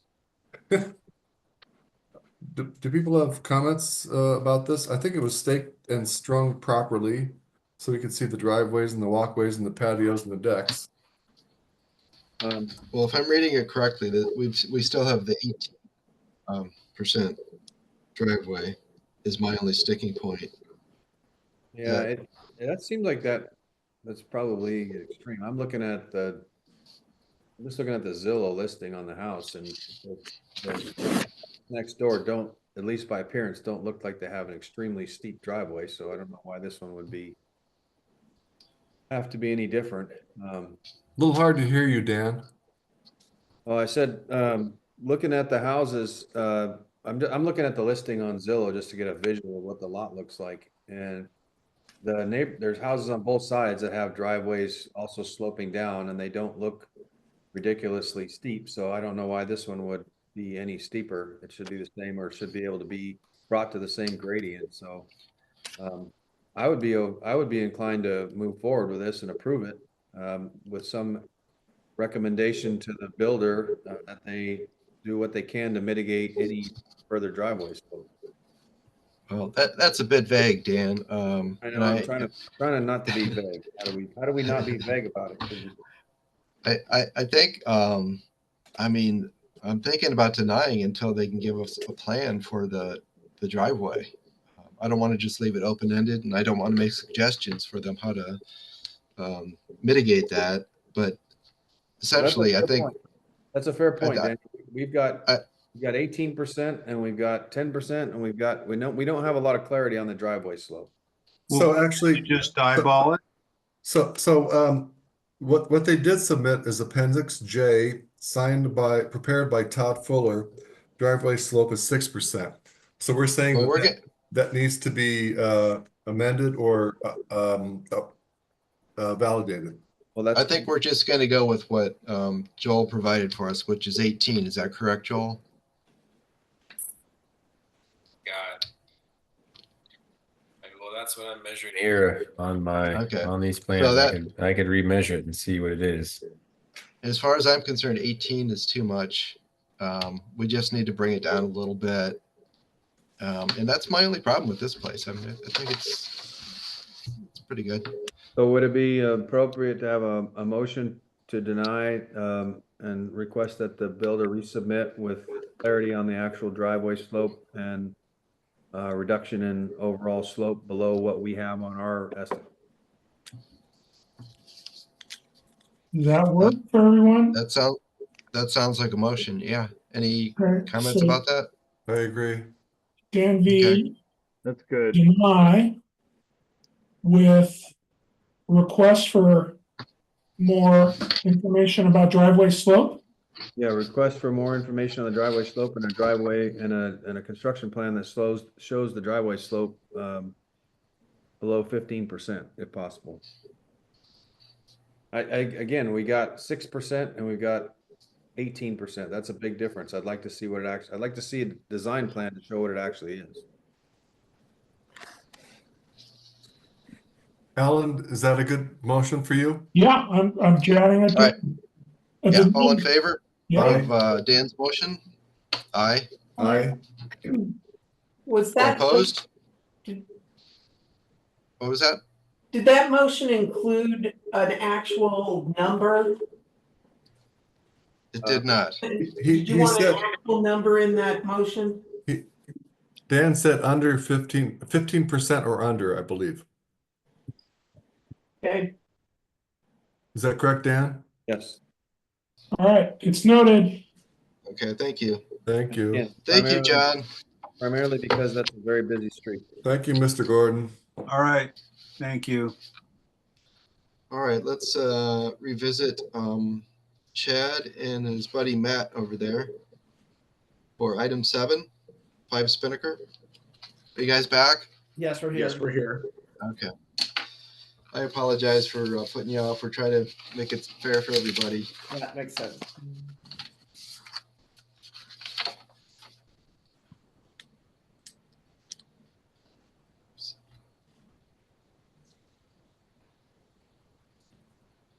Item 7. What item, Daniel? Item 7. Item 7. Item 7. Item 7, 5 Spinnaker. We've started the clock.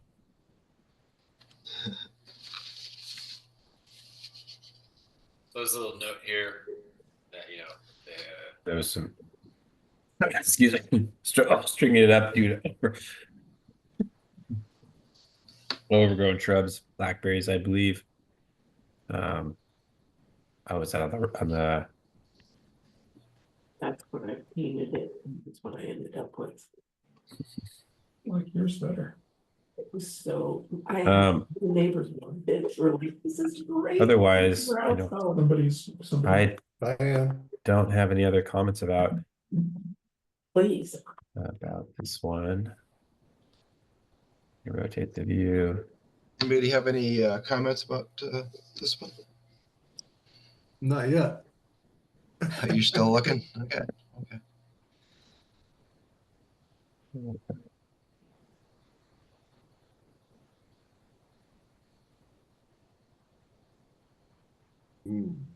No variances on this one.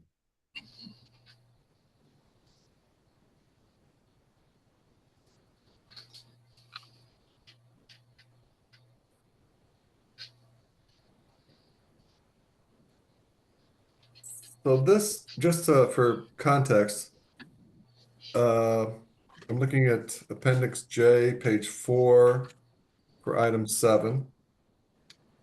The lot is almost 8,000 square feet, and the living area is almost 3,600 square feet. And the driveway slope, again, in Appendix J, is 16%.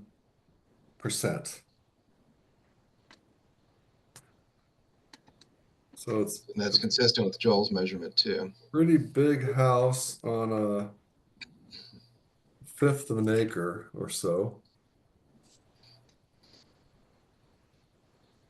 How does this driveway fit the neighborhood? Did you guys go look at this one? Yeah, we looked at all the new applications.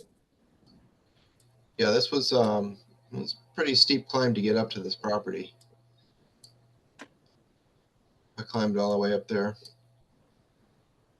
In my mind, it looks like a lot that kind of needs a house. It is kind of overgrown. My only real concern was the driveway, which I think could be mitigated in my mind with probably just a raking texture. I have no other issues.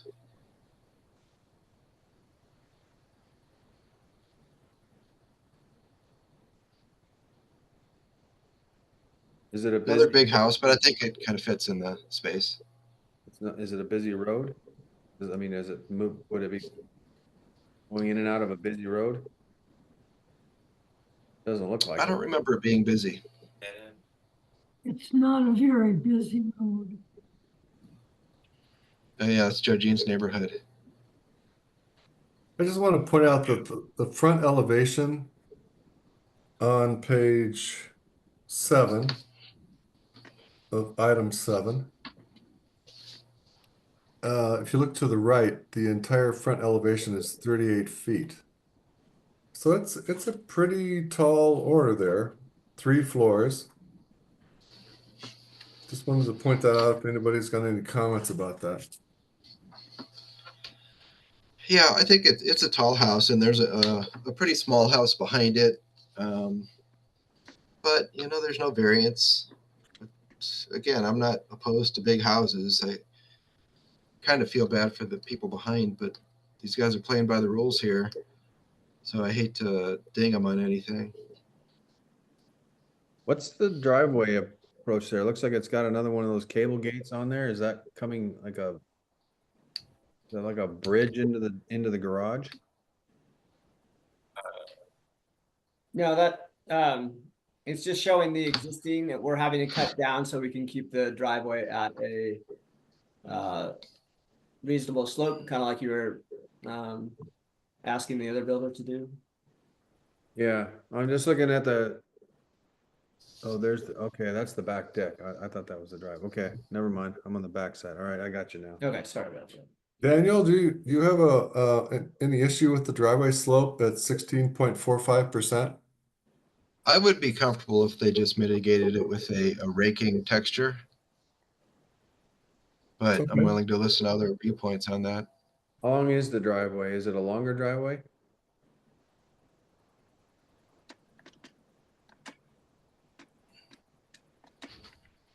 I mean, based on the elevation plans, it looks like it's a longer driveway.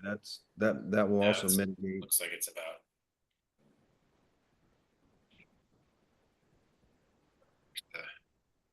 The upper deck, so all the way to the road.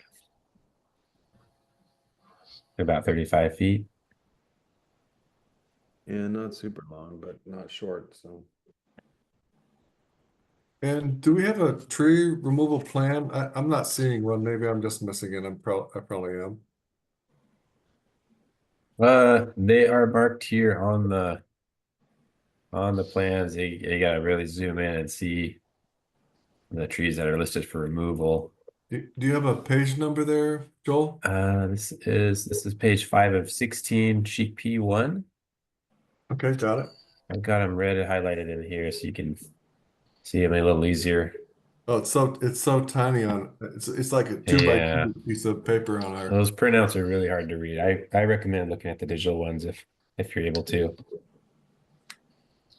So all those cluster of trees at the top of the page there, is that because of the deck or something there? I'm not seeing it.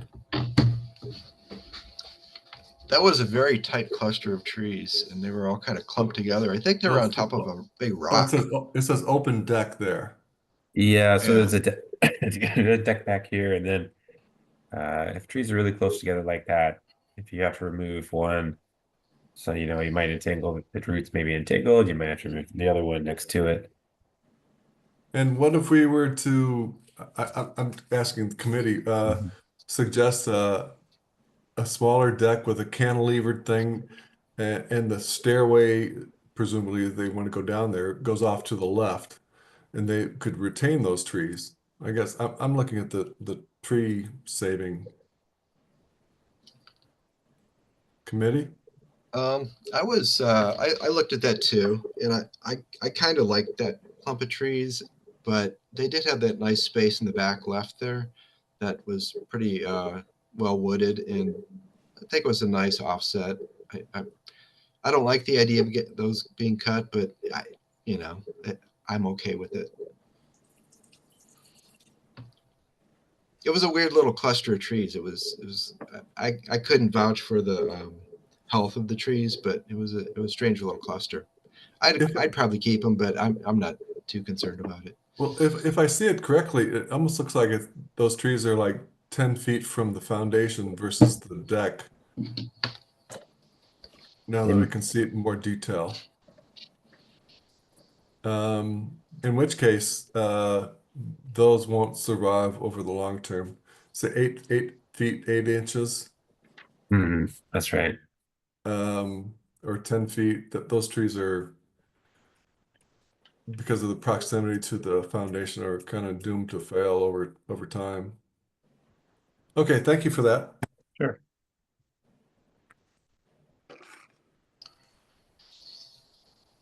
So far, the only real concern I heard is the driveway, and that came from me and maybe Dan. I'm not sure.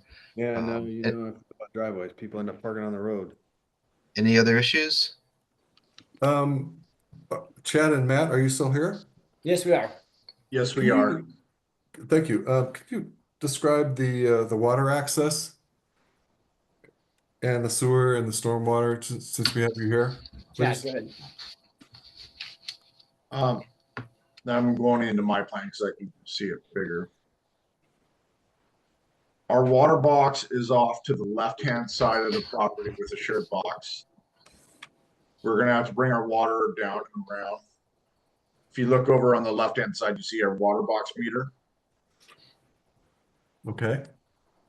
Yep, and then you have our location of the stormwater pit with the catch basin, and that's what SW stands for, is stormwater. Okay. And then cable box, bring it over. So I'm not sure what else to explain, as we should be missing everything with the sewer on this one. That's great. I just we want to make sure we're not digging up tree roots and all that business. No. Unfortunately, sometimes trees grow where they weren't there at first time when they put the meter boxes.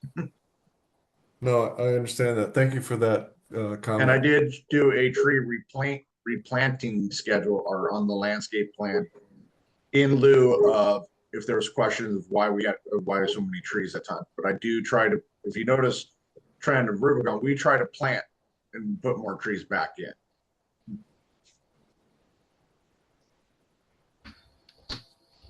We love everybody. Is everybody comfortable with the driveway slope if it's mitigated with the texture, or is it still an issue for anybody? Daniel, can I make a comment on that? Please. So we're 100% in agreement of having flatter driveways in Sudden Valley. If you could, Joel, he's got that up there. Yeah.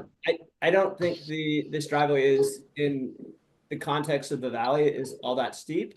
And I feel like it would be, I don't think it'd be a good call to make us put a texture on this. Why is that? Yeah, it's like nobody likes them. It makes them dangerous to walk on. I know if it's steep enough, then you have to have it in order to provide traction for the vehicles. But people trip on them. I just don't think it's a good fit for this. Typically, we don't do, and we've done plenty of driveways that are steeper than this. And I think over 18%, I think it starts to make sense. But I would ask that you leave that up to our discretion, since I don't feel You're saying a rake finish is dangerous? I feel like it is. If you walked on a rake finish, absolutely. Well, I'm not sure the committee agrees with you on that. I don't understand it. I don't know as much about driveways as you do, Matt, but I can't comprehend how that would be dangerous in any way. Well, we do our own concrete work, so we're not just hiring someone else to do this. So we have quite a bit of experience with this. And the rake that we normally would put in would be somewhat significant, and it's really easy to trip on it. It's not a flat surface. So I think that most of our clients would prefer to have a regular driveway. And maybe describe to me what that means to you, because I can't imagine me ever tripping on what I'm envisioning. Yeah, so a rake driveway is basically putting a V notch in the concrete, and the V notch is typically anywhere from a 1/2 inch to a 3/4 inch deep, and it's not comfortable to walk on, and it is, and you can trip on it. Well, I think, and is there anything in your, kind of your standards that require that over that? Is it something that we would have to do, or is it, and you could recommend it and we could take a look at it depending on, how it. Well, actually, we can really appreciate that you're considering the health and safety of the future residents.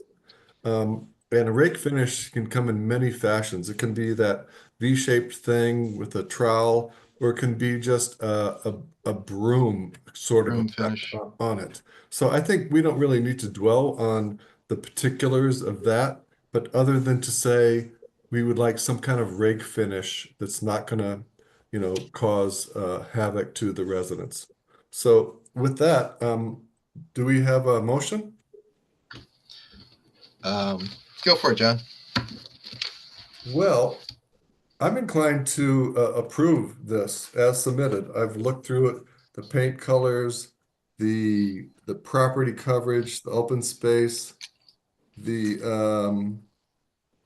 driveway slope, I think might be contentious, but it's a 7,900 square foot lot with a 3,500 square foot house and a driveway slope of 16% with a rake finish. I'm inclined to approve this. Actually, could we get Joel to weigh in on maybe a description of what a rake finish is and what his opinion is on this? Oh. You want my opinion? I've seen driveways that if they're even wet, let alone icy, they're dangerous to walk on at that kind of slope. I've seen people mitigate slopes like that with textures and slots in it. I've never seen anybody trip on a raked finish. Maybe I'm missing something, but Joel, what do you? Boy, I think I think a rake finish might. I mean, maybe it's not necessary to go that extreme on this one. I mean, you could. Is there some kind of texture that would make it safer? You could achieve a finish with that, just a broom finish. A broom finish. I mean, Matt? I know what that is, and I know that's not dangerous. I'd be good with that. The operative word is a texture. I would agree with that as well. I think the operative word is that the driveway needs to be textured. It can't be smooth. That's it. I don't know that I'd call it a raked finish, but we have a textured driveway and it looks nice and it's got a little more traction to it. And I've never tripped on it. Yeah, I think a broom finish achieves pretty good results for traction without going to the extreme with a rake. And I don't think that the driveway is maybe not quite steep enough to warrant a rake finish. A broom finish I think is fine for me. I know what that is, and I know that's got some texture to grab onto. Yeah. So is that okay? Let's go with the broom finish. I think there's a motion on the table. Alan, do you have the details? I do. I had approve as submitted, which I'm now going to revise to say approved with a broom finish on the driveway.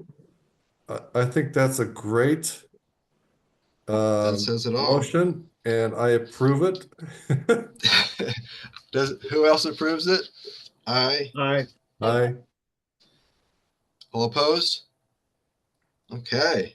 Unanimous. Thank you, Rubicon, Chad, and Matt. You hung in there with us. Thank you, guys. I know it's a lot of hard work for you. We appreciate what you do. You're welcome. Take care. Yeah, See you next time. Guys, have a good night. Thanks, guys. Is that the end of our new construction? Yeah. Am I free to go? Thank you, Joel. No, Joel, you got to hang out with us. Are you still sick, Joel? Yeah, I've been sick little toddlers, they go to daycare at school and it's just 1 week after another. Well, I got to say the clarifications you gave for us at the last minute were much appreciated, and go get some rest. Thanks. All right. I second that. Good job. Thank you. Daniel, we've got 4 left, right? We got 8 and 10, and then 18 20 and 20 and 22. and 22. So 5 left. Let's do 8. 8. 24 Windward Drive. One tree. One tree. I move to approve. Second. Hold on. Let me get to that page. Wait. Number what? 22?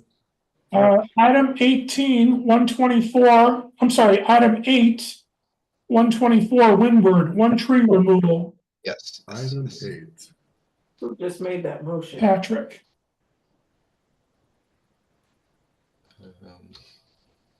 Patrick to approve. All in favor? Aye. Aye. All opposed? All right. Unanimous. Okay. Item Now 10. I think we have 10. Yeah. What is that? 11A Parlane. I move to approve my neighbor. It's a shady neighborhood. Yeah. I know some people that live there. Because of the trees, is that why it's shady? Oh, that's a good one. No, I moved. All right, did I get a motion? Did I hear a motion out there somewhere? Two Yes, of them. I did. You're just move to approve? Is that what you said? Yes. All right, all in favor? Aye. Yeah, Patrick. Aye. All opposed? Okay. Number 18. Oh, yeah. Now this is one I'm not sure we can really approve. It's on Sudden Valley property. Yeah, didn't we discuss referring this to admin or to Maintenance? Yeah, we're not sure where to send this, but I think generally I'm okay with it, but I can't approve a structure on Sudden Valley property. You need to approve the aesthetics and whether it's an eyesore, and then yes, it has to be approved by Mike Brock. Okay. All right. I mean, I'm okay with it. There was a neighbor who was not happy with it. Why were they not happy? Let's discuss this. This greenhouse appears to be on dual ownership by Sun Valley and the owner, but we don't really know that. So I would say deny this and have them stake and string the boundaries so we can tell whether put it on the owner. Stake and string the boundaries to tell us if this is on your property or not. But Diane, didn't you just say to go ahead and we're just approving the aesthetics and then it'll be referred to determine where it should be If located? it's on Sudden Valley property. And it straddles it. What? I believe that Sudden Valley has determined that it straddles the property. Diane, you said there was a neighbor that didn't like it? Yeah, a neighbor, it's in a keyway. There's a keyway there, and it's at the point of the keyway. It's been there for a while, evidently, and it's, she knows that it's in the keyway, the neighbor does. So in determining this, I believe it was determined it's partially on the keyway and partially on his property. We can have them say it again, because I can't remember for sure, get it in writing. But if it's on, I mean, you can approve it or deny it based on its location. Right? So it's not on the neighbor's property at all, it's just in Sudden Valley. No. Okay. It's really, and I'm being a little kind-hearted to the guy. It's been there a while. It's a greenhouse so that he can grow organic food. It's not hurting anything, but it is technically on Sudden Valley property without permission. Without permission. So well, I as far as I'm concerned, I think we're okay with it, but I think that the neighbor's complaint should go to whoever's making the final decision on this. I'm not okay with this. They need to stake and string that property, and it's not on us to determine it, or maintenance, or anybody else in Sun Valley. Stake and string the property, and then we'll come and take a look at it. It's really quite clear. Okay. Who's making a motion? Daniel said it. Judge Jean is she needs to make a motion. Go ahead. But wait, just a minute, Diane, didn't you say that they've determined that it's partially on Sudden Valley property? And it's hearsay, Patrick. I'm going from the depths of my brain. Okay. And that's very deep these days, because there's a lot in it. But I'll just say before we make a motion, then, if this is on Sudden Valley property, we can't approve this. Like, we can't just let people arbitrarily build structures on Sudden Valley property and be okay with I it. think all we're saying is if maintenance is okay with it, or whoever makes these decisions, Okay. we think it looks okay. So that's what we're talking about is, okay. Aesthetically. So aesthetically, it's okay. Or is somebody making that motion? I would. That's what we're trying to figure out. This is kind of veered off into a strange land. We're talking about approving something aesthetically, but otherwise it's not approved because it's not on their property. That doesn't make any sense to me at all. Come on, folks. I'm with John on this one. Like, if we say we approve it, like, that just somehow is some sort of a quasi approval of this thing. I think if there's a question that whether it's on Sudden Valley property or not, we have to determine that, and then they can come back and say, look, it's on our property. Are you okay with us leaving it here? Okay. So that's my take. Joe was getting ready to make a motion before we interrupted her. Okay. I was going to say that Diane has already said that Sudden Valley knows that it's on part of their property and they're not opposed to that. No, I didn't say that. Oh, I just said that I believe it was determined it straddled the property. You're right. So we could not approve it for any reason, something we don't like about it. I mean, if it's not aesthetically right for you, if it doesn't feel like it's in the right What I'm hearing is if we split this into two aspects of it. One is its location, which we're going to go talk with maintenance and Mike and make sure they're okay with it, that it's not going to cause any detriment to the SVCA property. The other part of that is, what is the wholesomeness of it from an aesthetic and design perspective, coloring, whatever. And what I'm hearing is the ACC doesn't have any problem with that, but they're not the ones who. Well, I think I'm the only one. And do you want neighbor approval? I mean, is that something you want to get? Well, I think that would be part of it. Let's get really simple here, folks. Put it back on the owner, stake and string it so that we can see what you think is on your property and what is not on your property. And if that string goes through the middle of that greenhouse, then we're not going to approve it. Put it back on the owner. Deny, stake and string the property with respect to the greenhouse. It's really simple. Don't put it on us, put it on them. Okay. I'll make a motion to deny based on lack of clarity and request the owner stake and string the property in relation to the greenhouse. And if there's an issue there, they'll have to take that up with Sudden Valley before it can come back to us to approve it. Okay. Yeah, Sudden Valley will not review it until you approve it. They do not want to review anything unless the ACC approves it. All right, well, my motion is to deny based on lack of clarity and request that the owner stake and string the property so we can see where it lies, and we don't want to get in the middle of a neighbor dispute and a Sudden Valley dispute. So exactly. Take it one step at a time then. Good, Alan. I'm just saying, just take it one step at a time. Dan, you deny with a stake and string the property requirement. Need to know where it lies in relation to the property before we can go forward. Yes. Got it. And we do need to make it clear to these people that just because they answer our questions doesn't mean they're going to get approved. So, motion, Daniel? All in favor? Aye. Aye. Aye. Opposed. All opposed? Gene's opposed? Yes. That always makes me question my judgment when I disagree with Joe Jean. Joe Jean's the only opposed. Yeah. Maybe they should put a fence. Item 20. Okay. Siding and paint. This was the second of three. Well, one was the like-for-like roof. Never mind. The property holder is renovating and fixing up the house. The siding and the paint is up for approval. They've already done the work on the roof. And that's it. So what we see on page 2 of 2 is what it is now, Alan?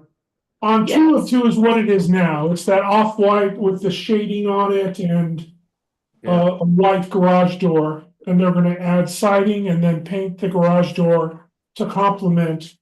And the same color is gonna be used on the railing and the deck. And that's okay, the future rendering, yeah, that's a hell of a lot better. Yeah, isn't it? I don't have. They any had me issue. at seal. Motion to approve item 20, exterior alteration request, 28 Lost Lake Lane. All in favor? Aye. Aye. Aye. Opposed? Okay, I think we've got one more. 22. Item 22. This is a resubmission. Yeah, this poor tree. Says it was approved prior. Why are we? Yeah, I think he just never got around to it. This is item 22, right? Yeah. Okay. He never got around to it. All right, I'll make a And the motion. tree to is approve. still in bad shape. I'll make a motion to approve. All in favor? Aye. Aye. All opposed? What is that in the tree? It looks like there's like an owl in it. Is that what that is? On the left tree. 8:55. Yeah. Man. All right, yeah, adjourn the meeting at 8:55. Sorry, timekeeper. All right.